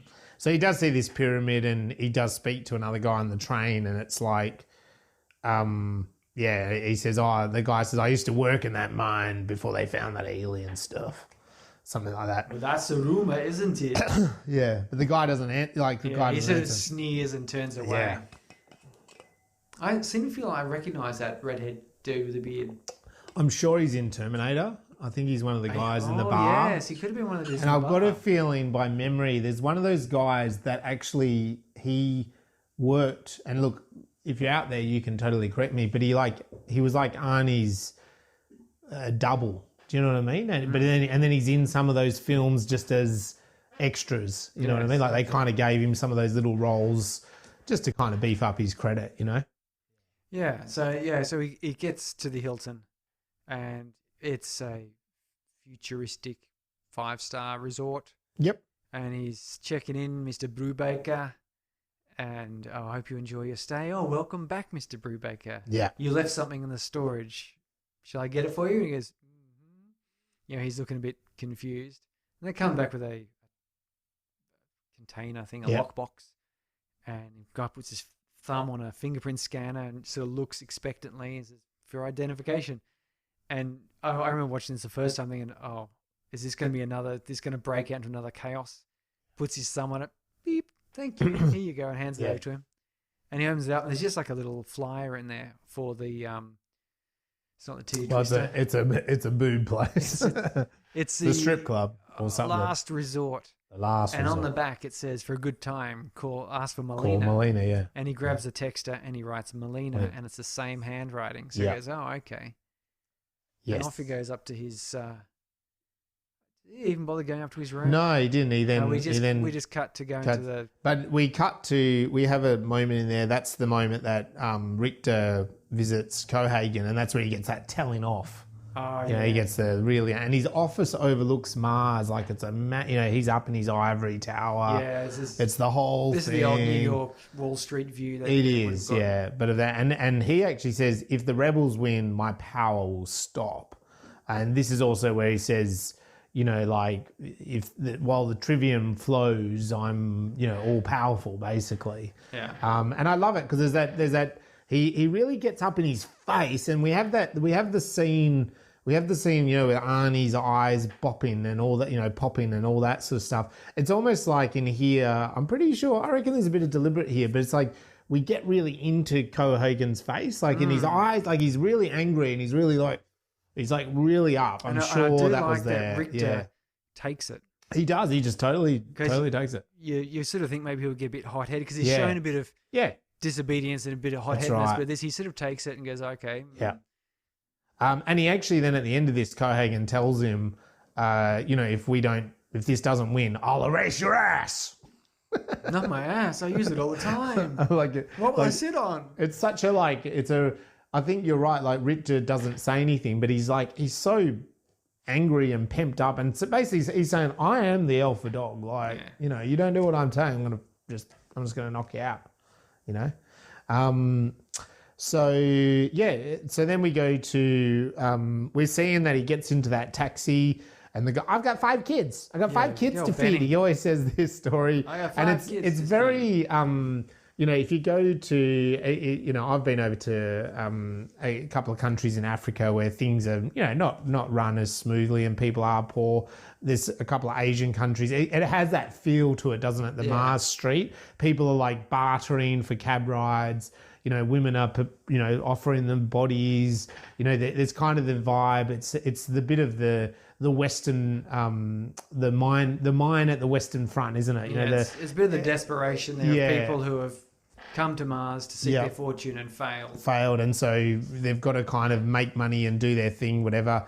And then when we get to this brothel, we see you miss just before the brothel, small bit of foreshadowing there when he's going through the mine tunnels to get to the last resort. They have to suddenly dodge to the side as like a big mining drill mold machine comes through, which of course occurs a little bit later on. There's nothing. That's true. Nothing only happens once in this movie. That's very true, yeah. And sorry, I also did miss that when he's then walking through the street, he sees the mutants. So he meets like the girl wants to read his palm, and she can guess his birthday, the little girl, or his month of his birthday or something. He says you're an Aquarius. Yeah. How did you guess that? Yeah. Although Quaid wouldn't know. And his mum's got like the face, he's got the face all red and stuff. And then when he's in the brothel, there's a little bit more like the 3 boob lady. Yeah, the 3 boob lady and what was her nickname in that? The little woman. Yeah, the little woman. Her name was like... I didn't get that, yeah. Thumbelina. Thumbelina. That was her name in the movie, Thumbelina. Thumbelina. She was an Ewok. actress. Obviously yeah. not the real Mars Yes. character, but the Yeah, actress. yeah. She was an Ewok. Yes. There you go. There you also, and I can't remember what else she was in. Can't remember. So he asked for Melina, and the bartender, owner, whatever, pimp, is like, oh, you know, she's particular. You know, she only goes to the clients. He hands over a big wad of cash. He's like, Melina. Yeah. But when they do it, it's a little bit like we were talking about earlier that why he wanted to go to Mars and everyone sort of wanted him to go elsewhere. They all look at him a bit knowingly, don't they? It's like, oh, it's you again. You're back. He's come back. He's come What's back. this mean? But he's offering a lot of cash, so they sort of go with it. So Melina's at that table with, Yep. as we find out, Guato Guato. and Frank or whatever his name is. With Yeah. the funny big folded head. deformed face, yeah. And there's that wonderful line later on. You got a lot of nerve showing your face around here. It says, "Look who's talking." And they go on up to the room then. Yeah. And Quaid's thinking he's in suite with this Melina chick. Yeah. Because she's all like, "Yeah, come on over." Come And as soon as the on door up, yeah. closes, whooshka on the side of his face, yep. and she tells him off. And he tells her that he doesn't remember anything. She says he never loved her, but he just used her to get on the inside. And then he's like, inside what? And she doesn't answer that question. You know, so that's kind of left a little bit open. We have Cohaagen then declaring martial law against the terrorists because there's a terrorist attack, I think. And then there is this great moment of so Quaid has left, he's gone back to his hotel room, so he's kind of, you know, he's come all this way, he can't get in with the terrorists, he's got Richter chasing him, you know, he's not really sure what's going on, and the recall leader, the guy from the ad, shows up to his hotel room alone, you know, and he's a middle-aged man, he's a bit overweight, so it's not like he can overpower Arnie, you know, and Arnie kind of frisks him. Combatant. Yeah. But what he says to him is, he's like, this is a delusion. Oh, the other movie now, I suddenly realise. Yeah, so he's like, this is a delusion, you know, this is not real. You're trapped at recall. We are still there. I'm a implant, you know, in your... I've been put in here as a safety measure, you know, in the program, you know, you're in IT. Yeah. This is like a safety platform to stop you defaulting, you know, if you keep going down the path. And there's a great scene, like, it's a really great scene because he says, like, you know, he goes, oh, well, you know, he debates, he goes, oh yeah, it's too perfect a plan. And then he brings his wife in, Laurie, and he's like, wife is here. Yeah, you know, like, she's here, and you know, and she's like, sort of more like, you know, I'm here at recall and I'm pleading you to come back, and, you know, all you have to do is say yes and come back. And he says, you know, swallow this red pill. Yeah, what is it? How do I do it then? He says, he pulls out the red pill. The red pill. And now I've gone, okay, now I know the movie you're because talking he actually says, swallow the red pill and you'll return to reality, you know? Like, and you just think, oh my God, the Matrix. Yeah, Pip and I were watching it last night. We said, oh, I forgot that was, because I remember it was a pill. The blue pill and the red pill. I remember it was a pill in Total Recall. Yeah. But when he said, just take this red pill, and it's a close-up on the red pill. Yeah, the real pill. And it's that same shape. Yeah, then I was just like, oh, the Matrix for sure. I know. This is the Matrix. Because he's lying as well. He says, swallow the red pill, return to reality. Like, it's like, it's almost identical. It's almost the same line. Yes. And then he threatens him. But that acting and that writing and that in that moment, like, he pulls the gun because then he says, well, it won't matter if I'll shoot you. Yeah. I'll kill you because this is just a dream. But he really handles that so well, doesn't he? Like, talks him all through the process of, you'll be in a psychosis, you'll have no other exit plan. You'll go back to that schizoid. And it's like really like believable, isn't it? I will be fine in the real world, and you will be lobotomized. Yeah, and he's like completely, you know, you're like, yeah, this guy's right, like, you know, and Laurie's like, yeah, please, you know, and then just a beat of sweat. Well, he puts the pill in his mouth and he says, yeah, swallow it, yeah, dear. that's right. And so he's put the gun down, he's put the beat in, swallow it, and he's sort of about to. And he just noticed this little trickle. Yeah. Ding, ding, ding, sees a trickle of sweat. Yeah. So he just, bam. Pushka, right in the right head. through the head. Right in his third eye. Yeah. Oh, that scene is such a good scene. Oh, so one of the things he says here, which is great and sort of adds into this "is it all a dream" bit, is he says, you shoot me and then you'll go out of control. Next thing you know, you'll be best friends with. It'll turn out you're best friends with the big bad guy. Yeah. And then you'll have an alien artifact, which will, he basically reveals the rest of the plot. He does, yeah. And it sounds crazy. As being a crazy adventure. Yep. And then as soon as he shoots him in the head, the wall explodes. Kabushka, and there's smoke and debris, and he falls backwards, and people come in shooting. So it is almost like It is. It almost like pulling that trigger, sent him off down this crazy train. Yeah. And sure enough, we do discover later on that he is best buddies with Cohaagen. But anyway, so this happens here, and I think Melina bursts in. So the guys are burst in, and they're kind of like they're overpowering, and then Laurie beats him up. Laurie beats him up. I don't know why I keep saying Laurie. Laurie beats him up, and then Melina comes out of the escalator shooting the bad guys, and then that's where there's that brutal girl-on-girl fight. Yeah. And Laurie, Sharon Stone, I should just call that. She's kind of then overpowering or winning, and he comes to, and he, bam, Pops her in the consider head. that your divorce. Yeah. Like, what a line. Again. And then what totally does unbelievable. Melina then says something like, She was your wife? she was your wife, like, Like, how did you like that? You're like, well, and the doors open up and out comes Richter and his buddies. And this is where, there's a little good beat there, isn't it? Because he looks at Laurie and who's his girlfriend, and And they, Quaid and Melina jump off big long thing. You think they're going to fall, but no, they catch hold and they climb up, and they're right. they climb down this dome. In front of the dome glass, Yeah. like, and this is not just a little bit like in the airport thing. No, it's a like really the whole large. side. Yeah, And so even though Richter really wants to shoot, he can't. he manages to not shoot, and he goes away. Yeah.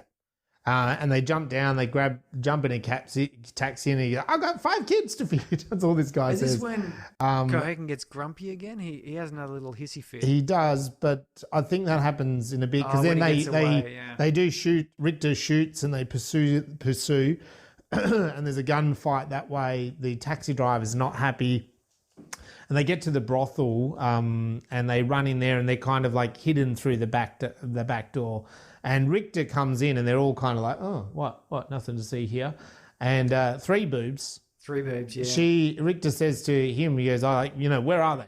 And she goes, oh, they're nowhere, whatever. She shrugs him off. He just pounds her in the back. Yeah, Just blazes away. And then he says, kill them. Yeah, And then without question, the guards just open up on civilians. Yeah. Why not?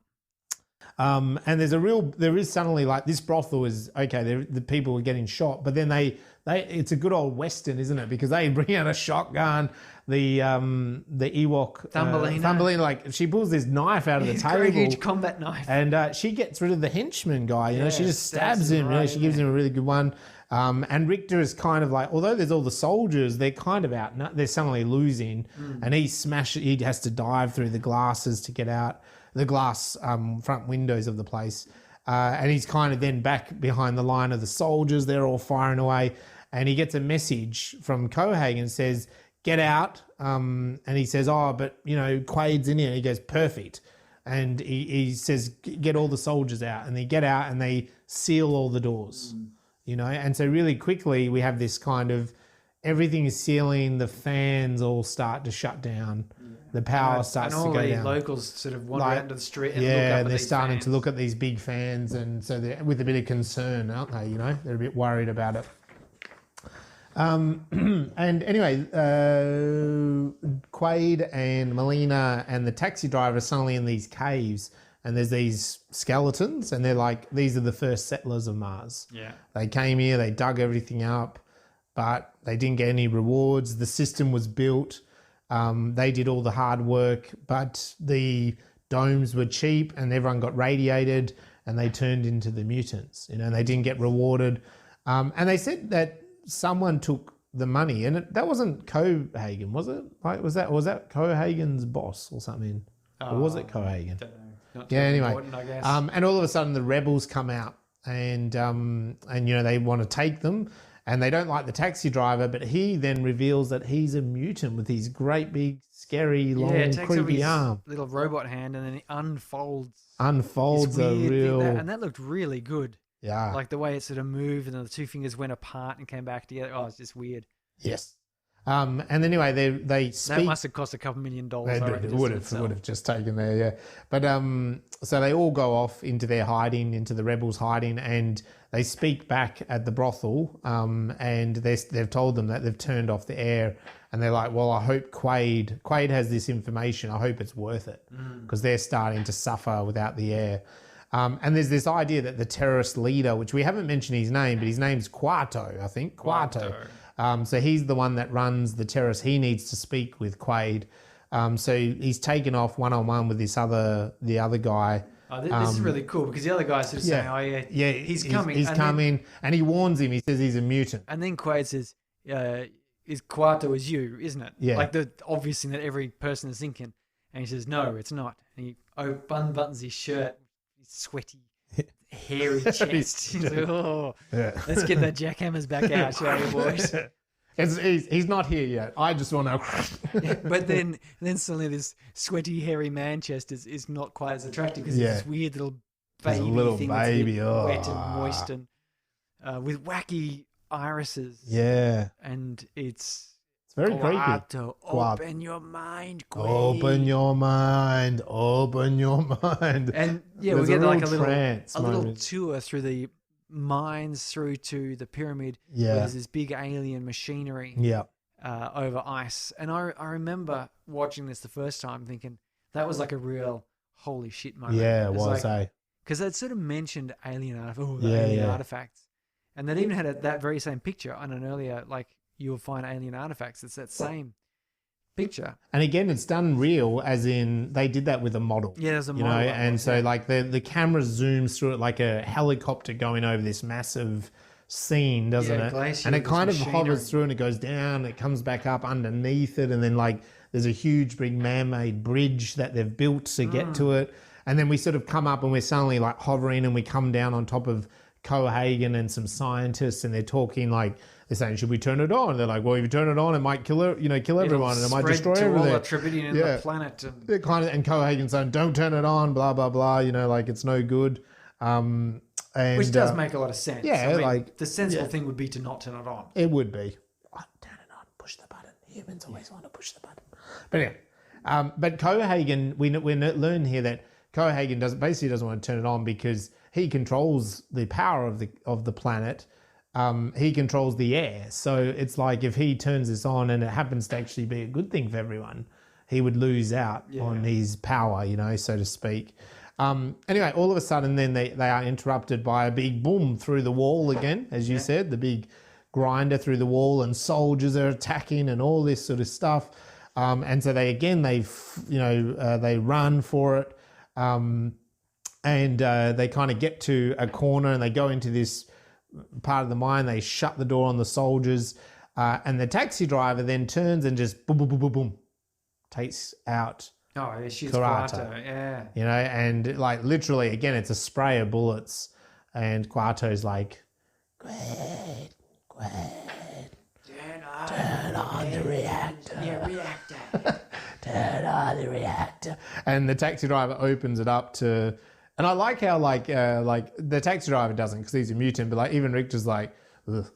Yeah. Like there's a little like, oh, that's pretty gross. Bam, and he shoots him in the head, doesn't he? He gets Quarto. Quarto's other head, yes. Quarto's belly head, whatever you want to call it. And belly head, yeah. Stomach brain. It's my stomach brain. It's literally a brain. And so Cohaagen also, he looks at the body as well. Like, they've got the body back at Cohaagen. They're back at Cohaagen's headquarters. And he's like, ugh, this was the guy I was fighting all this time, Yeah, this is really and this is where there's a twist. A twist, yes. What is the twist? Well, it's complicated. They've got Quaid and Melina strapped into the machines. The just, memory yeah, machines just from before Regan. that, because there's the video of Well, Hauser. they have them strapped to the chairs, Yes. and then they show the video of the Hauser, which looks like the video that Hauser message. Yeah, the gave same to message from Quaid. earlier. And yeah. then it sort of, the camera sort of pulls back, and there's Cohaagen slapping him on the shoulder, and they're like having a bit of a laugh, and they're buddy, and says, "You see, I want my body back," which is a funny thing to say to yourself, but Yeah. But it's funny as well because he says good. He also says good job for not killing me. It's like, but then when you think about what he did, like he volunteered to go in and become a whole different person. Like, yeah, he could have been killed. Like, he just totally been because it's not him, is it? Well, like, in its essence, he has been killed. yeah, and he has been killed. Yeah. So he wants his body back. It's all been a setup. He's actually best friends with Cohaagen on that video. They're like, Just like that guy said, but he shot him. Anyway, so they're put back into the total memory. This time it's not just little Velcro straps. No, they got the they red got the bolts bolts and things. right down. And Melina is going to be turned into the compliant wife. Yeah. Like all good women should be. Yeah. Like it's such a good line that Cohaagen says to her. Eh? He's like, well, see, we've got to cement We're gonna Cohaagen fix- as evil. yeah, Because so far, yeah, he's been evil, but now it's personal. yeah, Because seeing him shoot a bunch of people and order deaths, yeah. But now it's like, I'm going to take away from you the independence that defines you as a character. yeah. I'm gonna make you just a compliant little sex slave for him. You know. So yeah, it's good. And as they're getting the machines going, the total recall, they're like reacting to it. The scientists are like, stop fighting, it'll make it worse. And then good old Quaid just like he rips it out, doesn't he? When it's sharp, stabs the guy. It's right in the throat and the blood goes everywhere. Love it. Kicks a fellow and That then thing had to be so sharp. slams that IV drip holder thing into the guy's eyeball through his head, and you see him fall back with this thing through his head. And oh, it's a real brutal. These poor scientists would have had nothing. No way to fight. I can't believe they were with. attacking him. Yeah. I mean, if I was them, I'd go, shit, he's escaped. Okay, let's get the go, guards. go. You know, yeah. We'll alert the guards, shall we? But they were trying to find it. So he releases Melina, and he says, "Melina, you all right?" And she says, "Well, yes, dear. Why would I not be?" And he looks shocked, and then she laughs at him and says, "Let's just get the guns and go."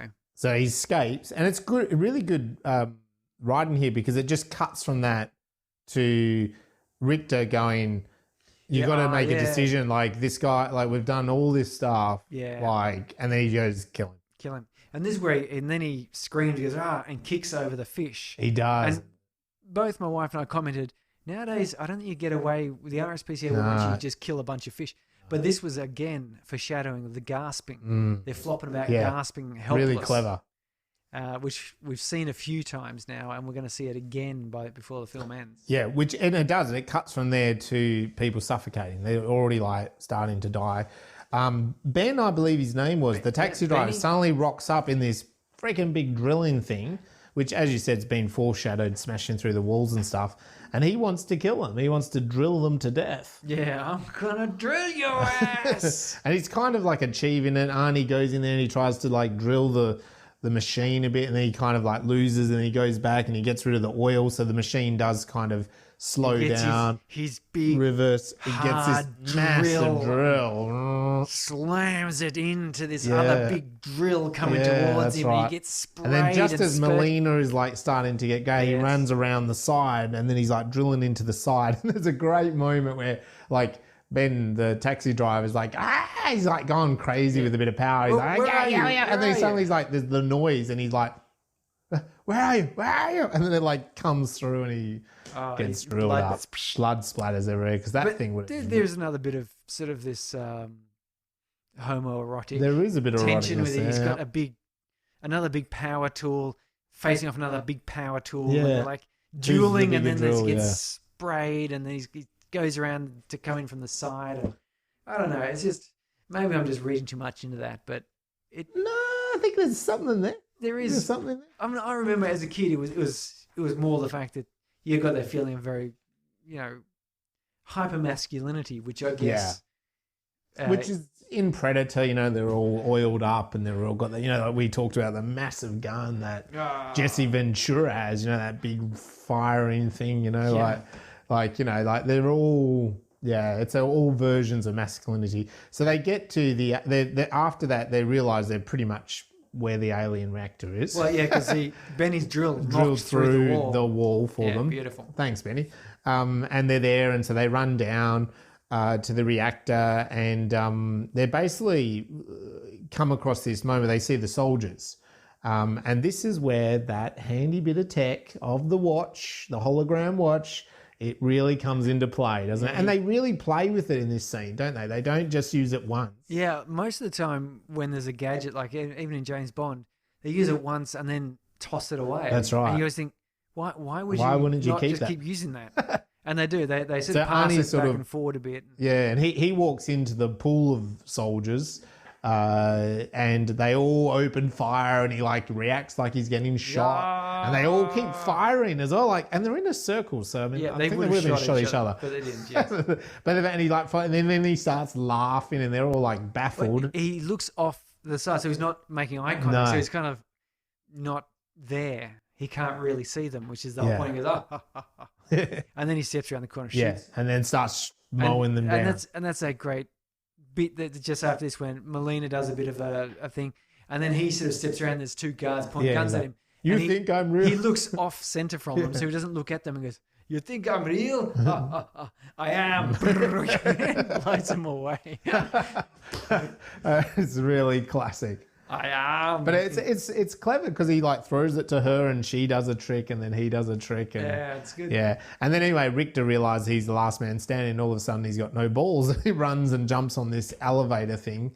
And Quaid jumps on too. And I'd forgotten this, to be honest, when I was watching this this time round. But then they have their good old fight as it's going up and up and up. So, you know the tension's building. One of them's going to be tossed off. Most likely Richter. Are we get more homoerotica here? Again, one of them being tossed off? Yeah. They're going to be tossed off. And so then Arnold Schwarzenegger tosses Richter off. He tosses him literally off the elevator right before this concrete boulder thing where then his arms just get savagely ripped or chopped or chomped or whatever you want to say. Unnecessary. And he's like, see you at the party, Richter. And he throws the arms. He's got these bloodied arms in him. Anyone else, that could be hell for the rest of their lives, those bloody arms. God, but for Arnie, it's just see you at the party. See you at the party. Because that's what Richter says when he's leaving, got them strapped in, they're about to have their brains erased. He says, see you at the party, Hauser, and walks out. Oh, that's funny. Anyway, so then he's at the reactor and he's on his own. So he runs up. It's got the weird alien hand, the Spock kind of thing going on, and he's about to do it. And Cohaagen with the machine gun goes, "Nah, you're not doing it." And they have a little standoff. He's like, there's no point doing this. It's pointless. And then with that, Melina comes up the elevator because she was down below. So she comes up and fires and gets rid of Cohaagen, blows him a bit apart. But he's got an explosive. And again, this is good Arnie style because he's dying Cohaagen. He turns the button and this explosion. And Arnie just picks it up and throws it out. He tosses out that little hole. How risky is that? It tosses out this hole. But of course, that's blowing a bit of an exit point on Mars. So they're all starting to be things are being sucked out, decompressed. And isn't this is a great scene for tension because everyone's flying out and they're all grabbing onto this, but it's the light fixture and the cable, which rides up and then hooks over the button. Yeah. And they're all hanging off this and it's just the three of them balancing hooked around the button. And Arnie then starts reaching again. And Cohaagen's like, "Duh." You just know that when you press that button, it's going to sink. Yeah. And so sure enough, Cohaagen flies off and goes, whee, falls down the outside. Bit. Which again is good writing because he's flunged out first. And of course, he rolls down the mountain. And then when he stops, he's having his bulge in and his eyeballs thighs. actually come out on stalks. Yes, they do. If you freeze around the end of it, they actually pop out on stalks, which is just, I don't know why that would happen, but it's awesome. Well, it's the veins, isn't it? I can understand them expanding, but they popped Wouldn't they? I think in reality, wouldn't they like if they're going to expand? Wouldn't they just expand and pop? Yeah, that's what you think. Yeah, so, like I think so. But anyway, but this was again sort of telling us this is what's going to happen. Yeah, when, that's right. It's When Quaid and Molina, because they're going to be sucked out. Because he presses the button, the things go down, but he then flops he's first. yeah, and he Molina's sucks out second. yeah. And sure enough, yeah, he's down there and starting to He clutch starts to clutch it, yeah. And it's then just like his dream at the start. Yes, it is. And then, but with that, what he's done is these massive massive hot things go into the ice. The tritium, as you said, is overheating. It's going into a planetary meltdown. And they said the entire core is ice. I'm pretty sure they don't mean the entire actual literal core of it's a Hollywood film. It's fine. Mars is ice because the density would be all wrong. But yeah, I think they're trying to indicate there's a great deal of ice. Yeah, and these alien things are big hot rods. And they're penetrating the cold ice with steamy intent, and they just ram it in there. I'm sorry, this is just. I think it's suddenly hitting me. 80s action movies in general. And you see Conan. There's a little bit of a. If we did fantasy, we'd do Conan. Yeah. It's just okay. like oily. I'm starting to see that there's a bit of subtlety in this movie that maybe I didn't pick up on. But anyway, so those hot rods steam up the atmosphere, making everything okay. You know, like. But anyway, so they start. I'm surprised we didn't see a rainbow. Yeah, a rainbow would be perfect. So they, the idea, and where Quaid and Molina are, there's like a giant burst of oxygen, cloud, white cloud. You gotta show it somehow. And at the same time, Quaid and Molina, their eyes are bulging. They're not doing well. And these things are bursting and they're going across the sky. It's a big shockwave. Shockwave across, and you can see it smashes through back in the hotel and in the village where all the people are. Yeah. The glass shatters, their domes are breaking. So either way, they're screwed. And that's a lovely little metaphor, isn't it? The dome, which gives Cohaagen all of his power. Yeah, because he can turn off the air smashed, and shatters his power base, and it's all gone. But it's too late for Cohaagen because he missed out by maybe about 30 seconds. He did. Because if we get the wave of air rushes over Molina and Quaid, and their faces shrink back, shrink back, and they take a few breaths, and it's a nice amount of time. Like they're still, even when that oxygen passes over them, they pushed them and then they brought it back. You know what I mean? Like I remember watching that the first time when I was watching this as a teenager of some description. And I was genuinely tense about that, going, there's no way you can survive that. Yeah. It's too far gone. And I was thinking, is this going to be one of those dumb movies where they die. rescue everyone, but they all die? Yeah. It's like, no, they managed to come back, which is nice. And they do. They come back and they kind of stumble. And as I said earlier, the opposite to the start, because literally Quaid, Arnie, and Molina, which is at the start, him and a woman, stand on the peak. This peak sort of over a valley. And now we have like the thunderstorm starts moving across. Now we have blue skies. We have a bit of, there, and we have a bit of blue skies and a little bit of a rainbow there somewhere probably. Oh, and there's always room for a rainbow. He's seeing the serenity of Mars. Mars suddenly looks a bit nicer. It's a bit cooler. And it's not so red. What is it that it is? I should have remembered this, but it's not so red. This is like it's all a dream. Yeah.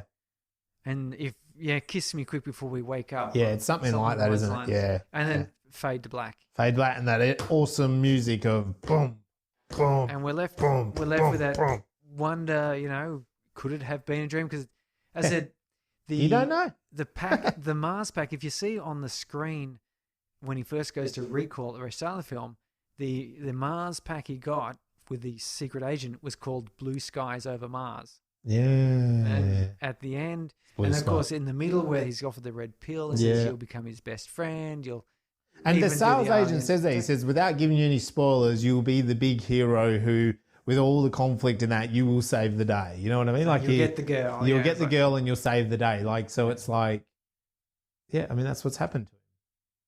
Yeah. The only problem is, of course, that we've seen things that Quaid couldn't possibly have dreamt. No. Unless he dreams like in a movie. I don't know.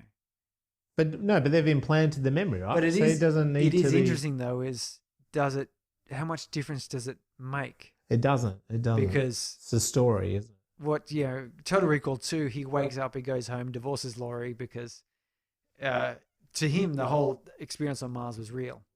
And he's a little bit shattered by all of this because he is actually just a construction worker. And, you know... Well, yeah, it would kind of ruin it. He becomes homeless and addicted to drugs. It would kind of, you know, those comedy movies that, you know, you do a few credits and they kind of like tell you a couple extra scenes. Like, it'd kind of ruin it if then, like, he was like, oh, and he's like at recall and they're like, did you have a good time? He's like, yeah, but am I actually just a construction worker? Yeah, that's what you paid for. Do you want to pay for another memory? We've got more packages. I'm broke now. I've got to go back to work. And then, go home, Laurie. Yeah, this isn't the life I signed up. Laurie, you kind of attacked me and tried to kill me a couple of times. I'm actually into blonde. I'm not into blondes. I'm into brunettes, actually. Or guys. Sleazy, demure. Yeah, you're a bit too sophisticated. You're into tennis. You know, like, tennis. you know. You don't work at a brothel? Yeah. Jesus. I'm into that sort of stuff. I might just go kill myself. You know, like, that's the sad ending of Total Recall. So first experience, you can tell this is a 90s movie. Yeah. But it holds together well. You do that thing where, you know, when you watch an 80s movie, the haircuts and things. Yeah. And no doubt in 20 years' time, 30 years' time, when we're geriatrics of some description, more so, we'll be able to go, that's clearly a 2020s movie. Yeah. You know, and already you can sort of see some of the action movies of, like, you know, the Link and Vampire Slayer and Hansel and Gretel movies. Those ones that sort of came out where they were these ultra slick, sort of weird tech. Periodic. I don't know. Yeah, like, whatever it was. And the ads for them always had that bass drop. The doo. As something cool happened, you know, someone was dodged something, and you get that slow down like the Matrix. That everyone was copy doing. of a Matrix, And so you can pick anything that's sort of in that early noughties, 10s you can time. And there is fashion. Like, my wife and I have watched a couple of, like, just cheesy comedy things or romantic comedies where, you know, like, the girls wore those berets and stuff. You're like, oh, that's late 90s, you know, early noughties. You know, they just wore. You can. It depends on the type of film. But this one, I think, holds itself.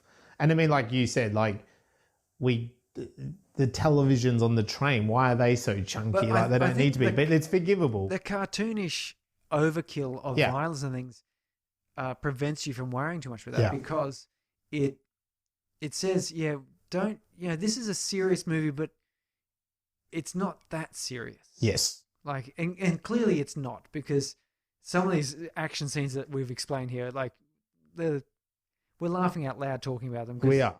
But not because they're so terrible, but because it's just over the top, blasting cool. And I think after The Matrix, people tried to get, because Matrix gave you that, and one day we'll do The Matrix because, oh my God. Yeah. I watched the trilogy just recently with my wife, and when I first watched those other two movies, so the first one I really loved. Yeah. The next two, I remember not really thinking were very good. Yes. But watching them now, after leaving Time them has gone age and by, all the rest of it, and actually paying more attention, they're actually not bad. Yeah, right. It's quite good. Number 4's coming out soon, so maybe before we see number 4, we should go back and do number 1. Go back and do the other ones. Yeah. But yeah, after The Matrix, of course, they went from, okay, action movies aren't cool. Like, you know, you look at your Die Hards and your Arnie movies and Lethal Weapon. They're all really quite, you know, the gunshots were loud and the bloodshot bursts were big, and like the punches were big crunchy sounds to the face, and then after The Matrix, they all became these like super slick, sudden slow motion, sudden speed ups, like swirling martial arty, you know, splashes of water and stuff. That all just did that to death. Yep. So maybe.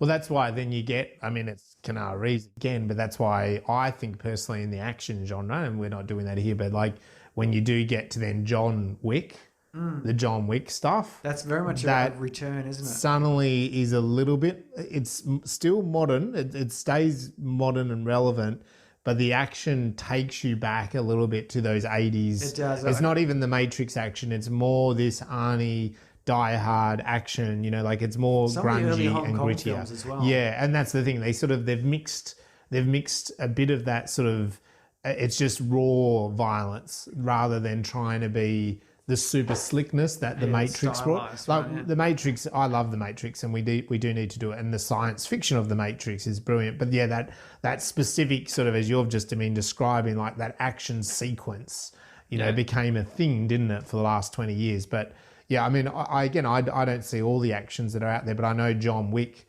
I've seen the two John Wicks, not the third one, but those two. That's what I thought. I thought, wow, this is like wham bam 80s, early 90s action. Even the plot. The is plot is so it's a revenge plot thing, and a really simple revenge, kill my dog sort of thing. Yeah, and but the violence is there, like it's sheer violence, like we're talking about here, Yeah. Which is why I think this holds up, because you watch it and you realize that this stylized violence, it distracts you from the kitschy sort of 80s, 90s scenery. Yeah. Because it just reminds you, actually, this is all a little bit cartoonish. So if you're seeing these big sort of chunky TV screens, it's kind of part of the show. Yeah. Because the funny thing is they do have that flat screen in his that he's watching the news on at the start. Yeah. So I guess they didn't feel like copying that through in all the trains. Okay, so what about our latter results? So this one being a classic film. Classic film. What about you? Where are you going to put this? I don't like doing the classic one. No, That's neither really do I. hard. But because they each have, like, the reason they're in the classic, they each have their bit. I'm definitely putting this towards the top. We've only done 5. I'm just getting my classic list up. So I've just put mine in alphabetical order because I'm weak. But if I were to try and put this, well, I don't think we're so much comparing these ones on a ladder. No, it's quite tough. This one I have seen a lot of times, so I would put it towards the top for that reason. But it's got these different ones. Like, so Space Odyssey is just so I suppose iconic in its construction and groundbreaking in its presentation and what it's showing. Even though looking back on it now, I was impressed by what I saw, knowing it's from 1968 or whatever it was. Like, it's just incredible. And Back to the Future is just like the perfect, Hollywood plot. Yeah. And everything stitches together nicely, and it is the classic Hollywood film.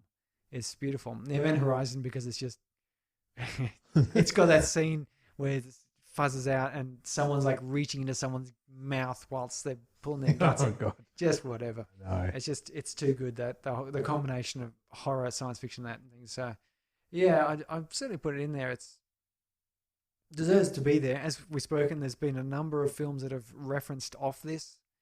There are so many scenes that just stand out as being memorable, and the whole thing is so exciting. Yeah, it is. And cleverly done. I don't think it ever pushes it into the totally absurd, but it definitely does. It definitely steers clear of the purely serious, I'm a real philosophical think piece, like The Matrix goes more philosophical think piece with some cool action.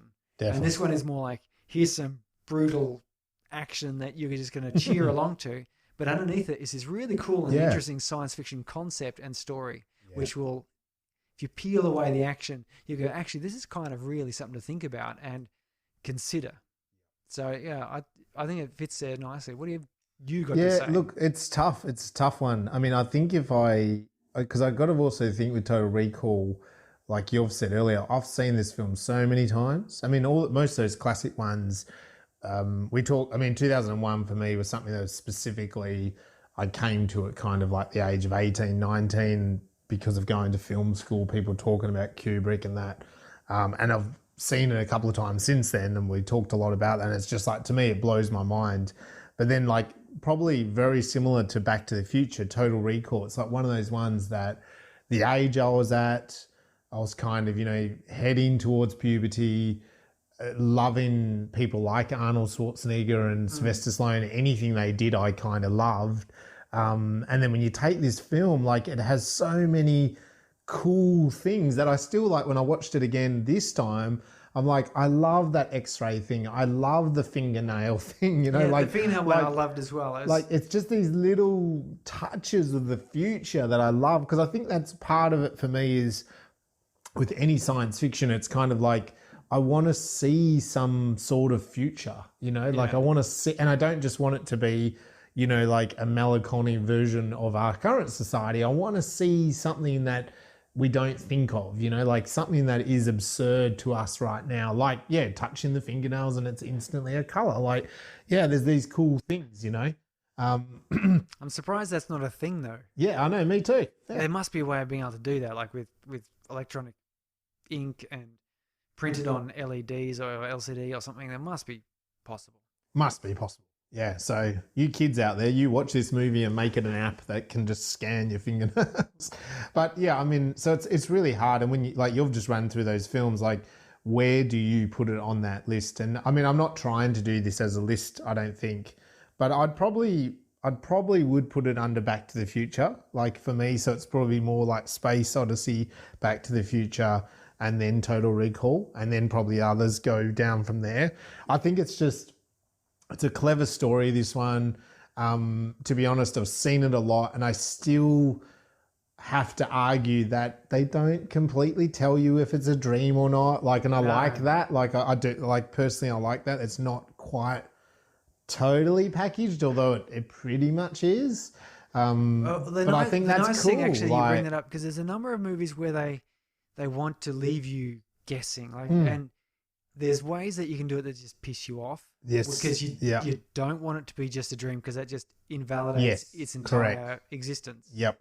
So you want it, but it's nice to have that niggling. Yeah. What if it was a dream? Yeah. Like, as opposed to, you know, like. Yeah, you don't want it to be at the end, oh, the whole thing was a dream, you know, and you're like, oh, well, that was pointless. But in this concept, it's like, well, maybe it was an altered memory, you know, like, I don't know, but I like that. But you're right, it's just a little subtleness to it, you know. So yeah, and just all those one-liners from Arnie again. You know, we talked a lot about it with Predator. You don't get them like you used to. He was the master. He was the master of the one-line, I reckon. Bruce Willis had a couple of good ones, but yippee-ki-yay, motherfucker. Yeah. So that's really good, and I think, look, we've covered best scene, worst scene. We've talked a lot about those bits. I love that head mask scene at passport control. So we've probably covered, though, I think we've covered enough about the best scene tonight. Sorry. So why don't you get into what was the science that you wanted to talk about with Total Recall? There is a lot. We've mentioned these futuristic technology, but what is the thing that you want to focus on? Well, I was looking at, because I'm watching on Netflix at the moment, the show Mars, which is it's a weird dramatized documentary of an imagined voyage to Mars to establish a colony. Okay. So it goes Sounds quite interesting. Goes from 2016, where you have real interviews with scientists and engineers from NASA and so forth, and even Elon Musk, who wants to get to Mars, and they talk about some of the technical details and difficulties and so on, and they have they talk to Scott Kelly, who spent a year in orbit in microgravity, because they wanted to find out what happens to a person, because it would take between 7 and 9 months to get to Mars.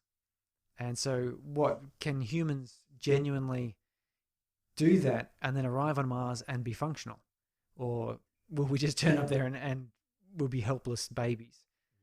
And thus we need something other than that. We need Cohaagen. But then they swap between this sort of documentary to this dramatization of, and it's a good version, a good dramatization. It's not a what do you call those, fire 2 seconds to disaster or whatever, or air flight investigation, air crash investigation. It's actually on its own right a good little show where a crew are chosen. They sort of have their exit interviews as they're going to go, and they fly off on the rocket. When they land, they have some troubles coming to land because this spaceship's been going through space for 7 months, and they've never landed on a rocket like this on Mars before, and so they do that. There's drama Yeah, around there's it, a bit of drama. Someone gets injured, and they have like some malfunction machinery, and so they've got to sort of race against their dwindling oxygen supplies to get to the base that's been set up for them and things. Yeah. So it's quite good. So I was thinking about that, and I was thinking one of the biggest problems I think with going to Mars, like to colonize Mars, you wouldn't want to do that first. No. Because you need heavy industry. Yeah. Before you could probably do like a research stint on Mars. Yeah. Where you send some people up there and they kind of potter about for a couple of weeks or a couple of months and then come back. But if you wanted people to genuinely live there, you would need to have like big ass shelters, like proper industrial strength shelters. You need to have a water supply that's not just like an efficient recycling unit. You know, you'd need to have a water supply that people aren't worried that a little breakdown or a battery malfunction will just kill you. Yeah. And you'd need to have, diggers and bulldozers to do some earth moving and that sort of thing. So you'd really want to establish heavy industry in space first. But I think also the moon, and this is what a lot of people have talked about, is using the moon as a staging platform and a practice run. Because we can get there in a few weeks. I think it's a few weeks, yeah. A few weeks, it's only 400,000 kilometres away. It's that all. Yeah, so it's basically from Perth to Sydney, sort of distance, as opposed to what people in Europe might be considering a long distance, which is like London to Edinburgh, which, I probably commute that far most days. Yes. But it's, so you go to the moon, and people have been talking about going to the moon and setting up a colony there. And not necessarily a colony, but like a research station, mainly to find out how can we make habitats, how can we survive. Because on Earth, and I've spoken about this before on the space between us, where off our planet, it's incredibly hostile. Like we've got this big magnetic shield and atmosphere that wraps us and protects us from the sun and radiation and extreme weather. Like we think we have extreme weather here, but we don't. The moon has shifts of like 200 degrees in a day type of thing. But what they've found on the moon, say back in 2014, but confirmed in 2018, is cave systems. And they've also confirmed cave systems on Mars. And they reckon this is really good for habitat because we can't, shift a bunch of D40 bulldozers to Mars and mound up great huge bankments and then put a steel roof with 3 meters of concrete and lead shielding. We can't do that in any reasonable fashion. We actually could, but it would just be mind-bogglingly expensive.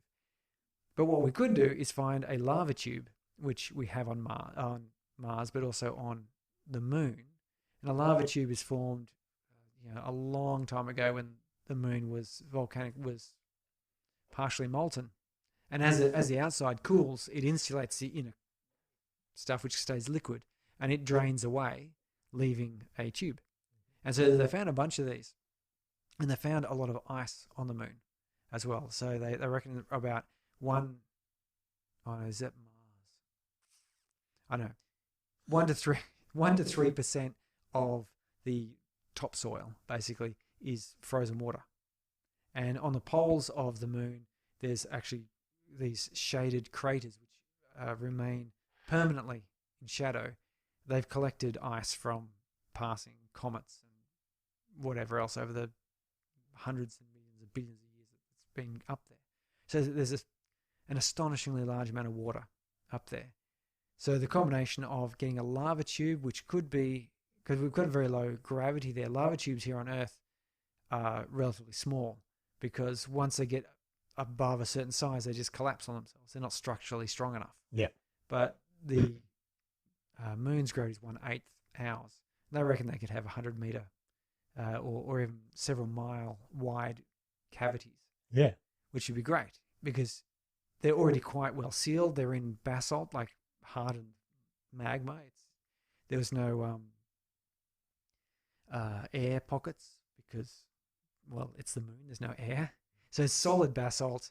It's very well sealed. You just plug up the bits with some concrete and steel, which we, still be expensive, but we could get it up there. Yeah. And then you could get the water and like on Total Recall, you could basically split the water. Water is hydrogen and oxygen. So wonderful stuff. You could evaporate it, and that will give you steam, a bit of humidity, which would be nice. Humans, we need a bit of humidity. And then solar panels could, over time, split oxygen and hydrogen. We could take the hydrogen, use that in our fuel cells. Oxygen, well, we want oxygen. There's also frozen carbon dioxide. Carbon dioxide freezes about -80, and the moon gets to -200 or so. So there's chunks of carbon dioxide. So we could make an atmosphere. Yeah. All very expensive, very difficult, but certainly a lot easier on the moon than it is on Mars. Yeah. And this would form as a blueprint then for Martian colony, which would be wonderful. And I mean, the good thing with thinking about it that way is, as you said, we're not far from Earth. So, it's more practical to get there. Resupply missions. Yeah, like... hard, but possible. More possible. And as you said, it can be a blueprint going into the future to do it to another planet like Mars. Yeah. We got to the moon in 1969. Yeah. Apparently. And I mean, Trump with the Space Force want to get there again. Well, there's kind of a race on mining on the moon. So this is something I was looking at as well. Mining on the moon, let me see. Ultimately, you say that, and that's where my ears prick up, as in, that's the way to make space exploration happen, is you got to get the private sector involved. Like, you have to... Look in Australia, we're full of these huge mining companies. They will go to the ends of the most extreme climates if it's worth it in terms of money. Absolutely. I mean, you have these rigs. There's a fellow friend of, he's a dad of one of the kids at our school who he's out in the ocean in one of those bloody, floating vessels that's larger than a freaking city, and it's out there, and you think it costs $40 billion to set up, like these things, once there's money involved, like a mineral or something, private sector's interested. And that, I feel like with space, that's what hasn't quite gotten there. You've got to get the private sector involved in some sort of exchange, Yeah, and they've got a company that wants satellite propulsion fuel, because one of the expensive things, every kilogram you try to send into space costs thousands, tens of thousands, hundreds of thousands, millions of dollars, lots of money. It's a lot cheaper now than it used to be, but it's still a lot of money. Yeah. So there's a company there that wants to refuel satellites, because the problem is satellites go up with a limited fuel supply. Yeah. And they need that in order to correct course, because their orbits slowly decay. Yeah. They don't stay forever. They just slowly come back to Earth, I suppose. It could be many, many years, decades before they collapse. But the problem is, within a few years of no course correction, if these are satellites that are supposed to be doing communications and they're out of alignment, then it's the communication valve. So they need a little bit of fuel in there just to keep them boosted out to the right point. And also, there's a concern that there's going to be enough satellites that you'll have to dodge things. So they're saying, there's this one company that says they would pay $3,000 a kilogram for fuel delivered to their satellites. And this, then you can get this fuel, it's hydrogen or hydrogen peroxide, which is, you can make that from water and electricity. So they're saying if you can mine this stuff on the moon, it's a lot cheaper than to transport it, assuming you set it up on the moon. So they're saying that's $3,000 a kilogram. That's not yet viable, but it would be if you found the other thing that's viable. Yeah, this would be something that would sweeten the deal, as it were. But it's kind of like governments paying for recycling a glass bottle. Do you know what I mean? Like, there's not necessarily a massive profit, but as soon as you put an incentive on a product, then people get interested, and so that's where I see even you saying that, right? You might say $3,000 a kilo, and people go, "Wow, is that a lot of money?" And it's like, no, it's not much money. It's like 3 cents in $100 to a government. Yeah. But then it's like, but the thing is, then it gives you a market, and suddenly once you build a market, they might not be the only company. Another company comes and goes, "Oh, well, we'll actually pay $5,000." That's what you do. You create a market out of it. Or you'll find ways of make Yeah, it if more we say efficient. we need to get our delivery process under $3,000. In fact, if we Yeah. can make it equal $3,000 a kilo Yeah, and it breaks even, breaks even. we win on the research. That's and right. engineering Yeah. knowledge. Yes, that's it. So, and even people would be willing to take a bit of a loss. Yeah. Yeah. If you're only losing a few $100 million in the year for doing this delivery of space fuel, then you can mark that down as R&D. You can. So the company is called United Launch Alliance.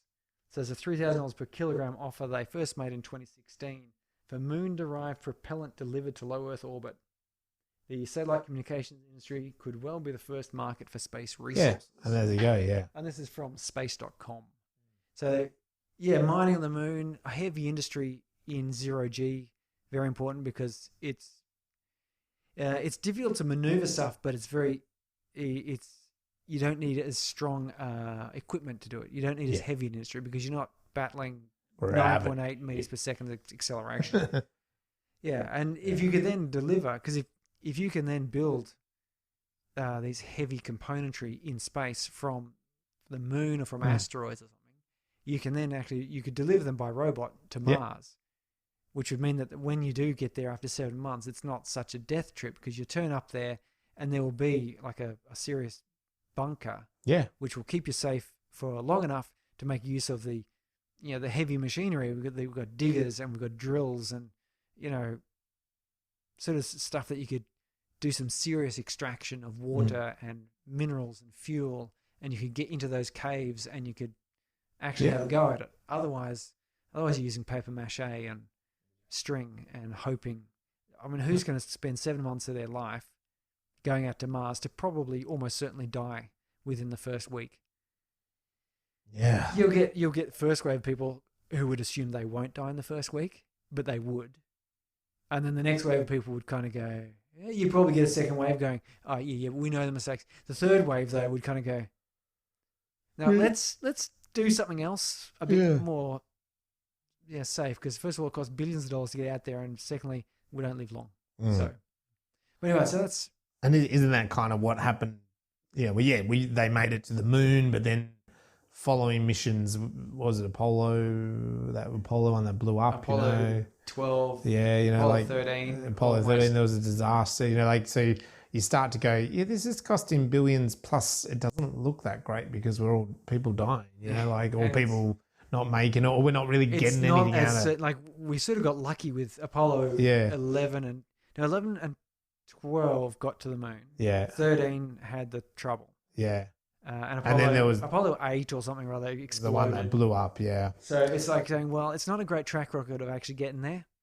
The thing with that one that exploded, because was it that Tanya and I watched that talked about that, but the thing with that as well is they put a teacher on. It was like a PR thing. Oh, we can send anyone. We can't send anyone.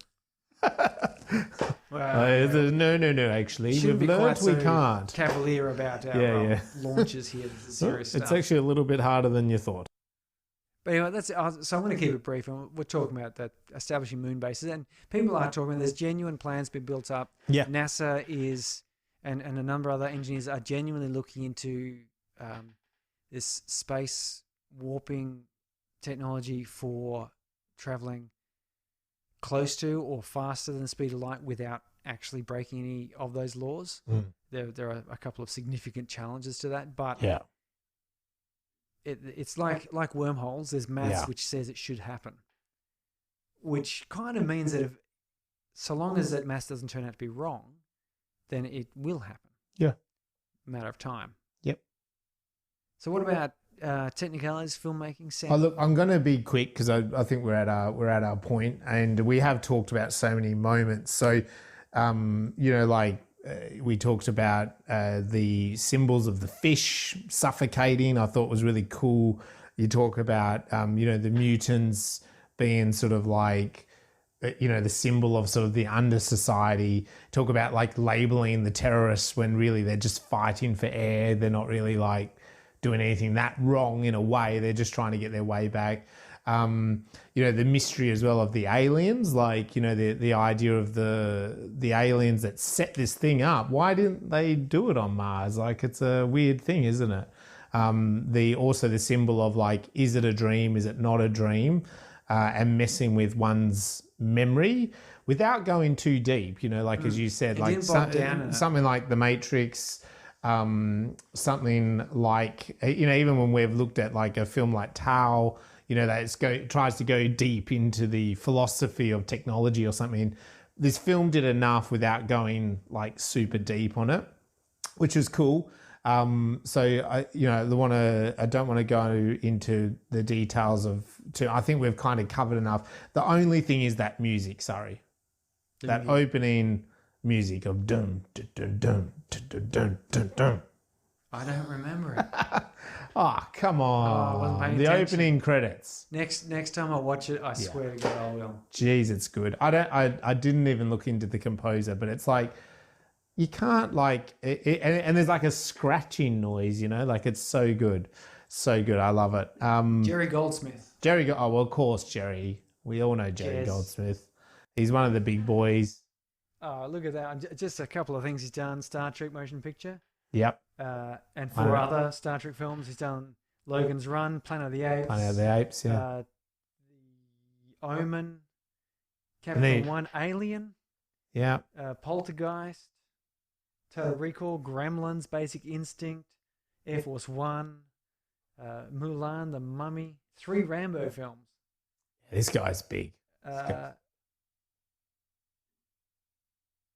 Universal Studios opening logo. Dun, dun, dun, dun. In 97. So there you go. There you go, Joe. Jerry Goldsmith and who's the other one? The Mark Williams, is it? Or not Mark. John Williams. Mark Williams is the Australian. And then we never mentioned it with Interstellar, but it was Hans Zimmer. Hans, I've actually got him on my playlist on my iTunes thing. Some of these big names. Oh, I know. I need to add this guy. Actually, I need to listen to a bit of that stuff because the credits are quite, they're a bit long. The opening credits of Total Recall, and it's that doom, and they've got that shadow effect of the titles, old school, pre-computer effects they're going on, and and it's like that music just. It just grabs you. It was interesting, the computer effects here, or the non-computer effects. So when the alien machine turns on, there's like sort of glowing and lightning. Yeah. And it's all sort of drawn in. Yes. And I was just watching it going, geez, no. Because I remember 1990, like. Yeah, me too. And I remember it being modern time. Yeah, me too. But now I'm watching that makes you sound really old when you say it like that. And I'm watching. Sure, my dad said that. Total Recall, and much of it, the special effects hold up. The color changing fingernails, not a problem. Johnny Cab is a Johnny Cab could be now, believable animatronic robot thing. Even the screen wall TV, it's a little bit green screeny, but it was still pretty good. But the lightning effect on the alien tech, but like like those special effects of Johnny, the cab, the what's his name, the baby head thing, Guardo, the popping of the eyes. I mean, they're all freaking amazing special effects, aren't they? Like there's no stopping the actual effects there, is there? Like it looks real, like even Johnny the cab, like. It's robotic. You can tell it's robotic. I mean, there must have been some puppetry going on with this, especially. Yeah. And the eye popping and the face bulging, that is so good. It's incredible. Like you wouldn't have been able to do much better with computers. No. And I to be honest, I think it is better. And that's even the thing. Like a film like this got away with, a lot of that was sets. I think there's a big kudos to the set designer. Like even on Mars, like them driving and the big drills and they're driving from the Ritz to the taxi driver, I don't know if you noticed, he made the comment, he goes, you guys are like just going in a circle. Yeah. And it's like, because that's all they are doing. They're just driving around the set. Like it's just a circle. But you think about it, you're like, far out, like how big of a set was that to have like a hotel, glass dome. Well, they had that the airport lobby. Yeah, and I know they change things. Like it's like a big warehouse studio set, and they might so they film all the bits with the brothel, and then they dismantle it, and then they build up something else. So they do it like that. They don't completely just build the whole thing. But you're like, not like in I Am Mother, where they built the bunker. They built the whole bunker, yeah. But it's it's a situation like that. They build that out, and you just think, wow, it's incredible set, isn't it? And they can drive cars through it and everything. It's that big, So that's where for this particular film, that's where I want to put my technicalities into, is the music and the set special effects stuff. I just think that is worth its weight in gold, because if you do it, I watched a recent TV show, which is science fiction. It's available on Amazon Prime, and it's by Greg Daniels. It's a comedy/drama. He's the guy behind The Office in America and Parks and Recreation, and he's written for The Simpsons and stuff like that. He's done a whole bunch of TV, and this is science fiction where the main character in the first episode he's dying, and so his girlfriend does an upload. It's called Upload, and it's like heaven, but you have to pay for everything, and it's this beautiful hotel up in the woods and stuff. But the thing in that is they have self-driving cars, so there's no robot. It's very much how probably we see self-driving cars. It's just a glass bubble. This car can never crash, but it crashes.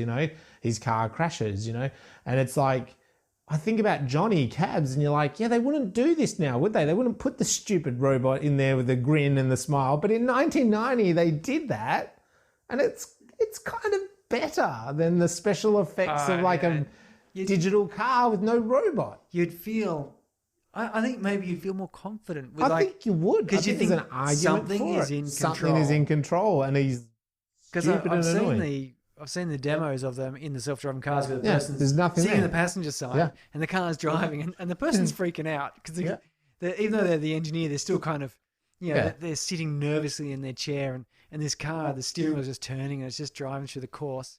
I think you would. I think it's a little bit different. I've seen some footage in Germany where it's one of the big delivery companies, and they're doing it with the trucks. So the trucks are self-driving. The truck driver's they go, take your hands off the wheel, and the truck driver does that. And then the truck driver's on a tablet computer thing, and he's just monitoring the truck, but it's driving itself, But he's sitting there, and he's pretty comfortable. That's what he does. This is okay. The truck probably does a bit of automatic stuff anyway. It's just the next level. Can it kind of navigate down a freeway by itself? But it's as a commuter, as a normal person hopping into a car, like a taxi with no driver, I don't know, it'd be a bit weird, wouldn't it? Yeah, I could imagine there being, and maybe Uber or whoever's coming up with these things should give that a shot of putting a bit of a torso, a body or something. A body, there maybe you can talk to it, and maybe it does actually.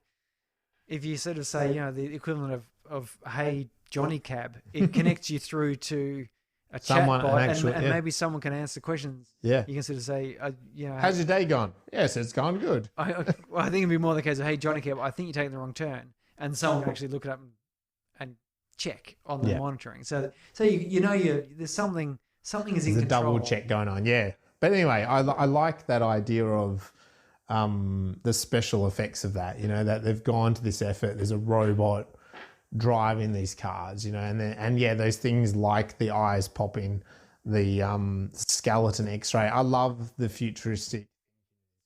Yeah, those special effects are great. Yeah, it hasn't gone for everything is super sci-fi. No. Everyone's still just wearing normal clothes. Yeah. There's not people wearing these weird baubles on their heads or strange shoulder pads. It's a bit 90s, but it's relative. Most of it is relatively subdued 90s. It is. Someone like the news anchor woman, she was quite late 80s. She had the hair and stuff going on, but most of those people there, you could probably certainly Quaid and Howie and you could just put them in any time zone. Yeah. They were just wearing jeans and shirts. And, construction workers, sorry. They don't look at it. Construction they never change. The classic fashion. That's right. It never changes, does it? Okay, well, that brings us to the end. Let us know what you thought about Total Recall. Hit us up Let us know what you thought about our thoughts on Total Recall. Do you agree, disagree? Do you want to say something? Are you Jerry Goldsmith and you want to fix up our comment about the music and say, no, I put this together when I was drunk on a Sunday morning. It was nothing.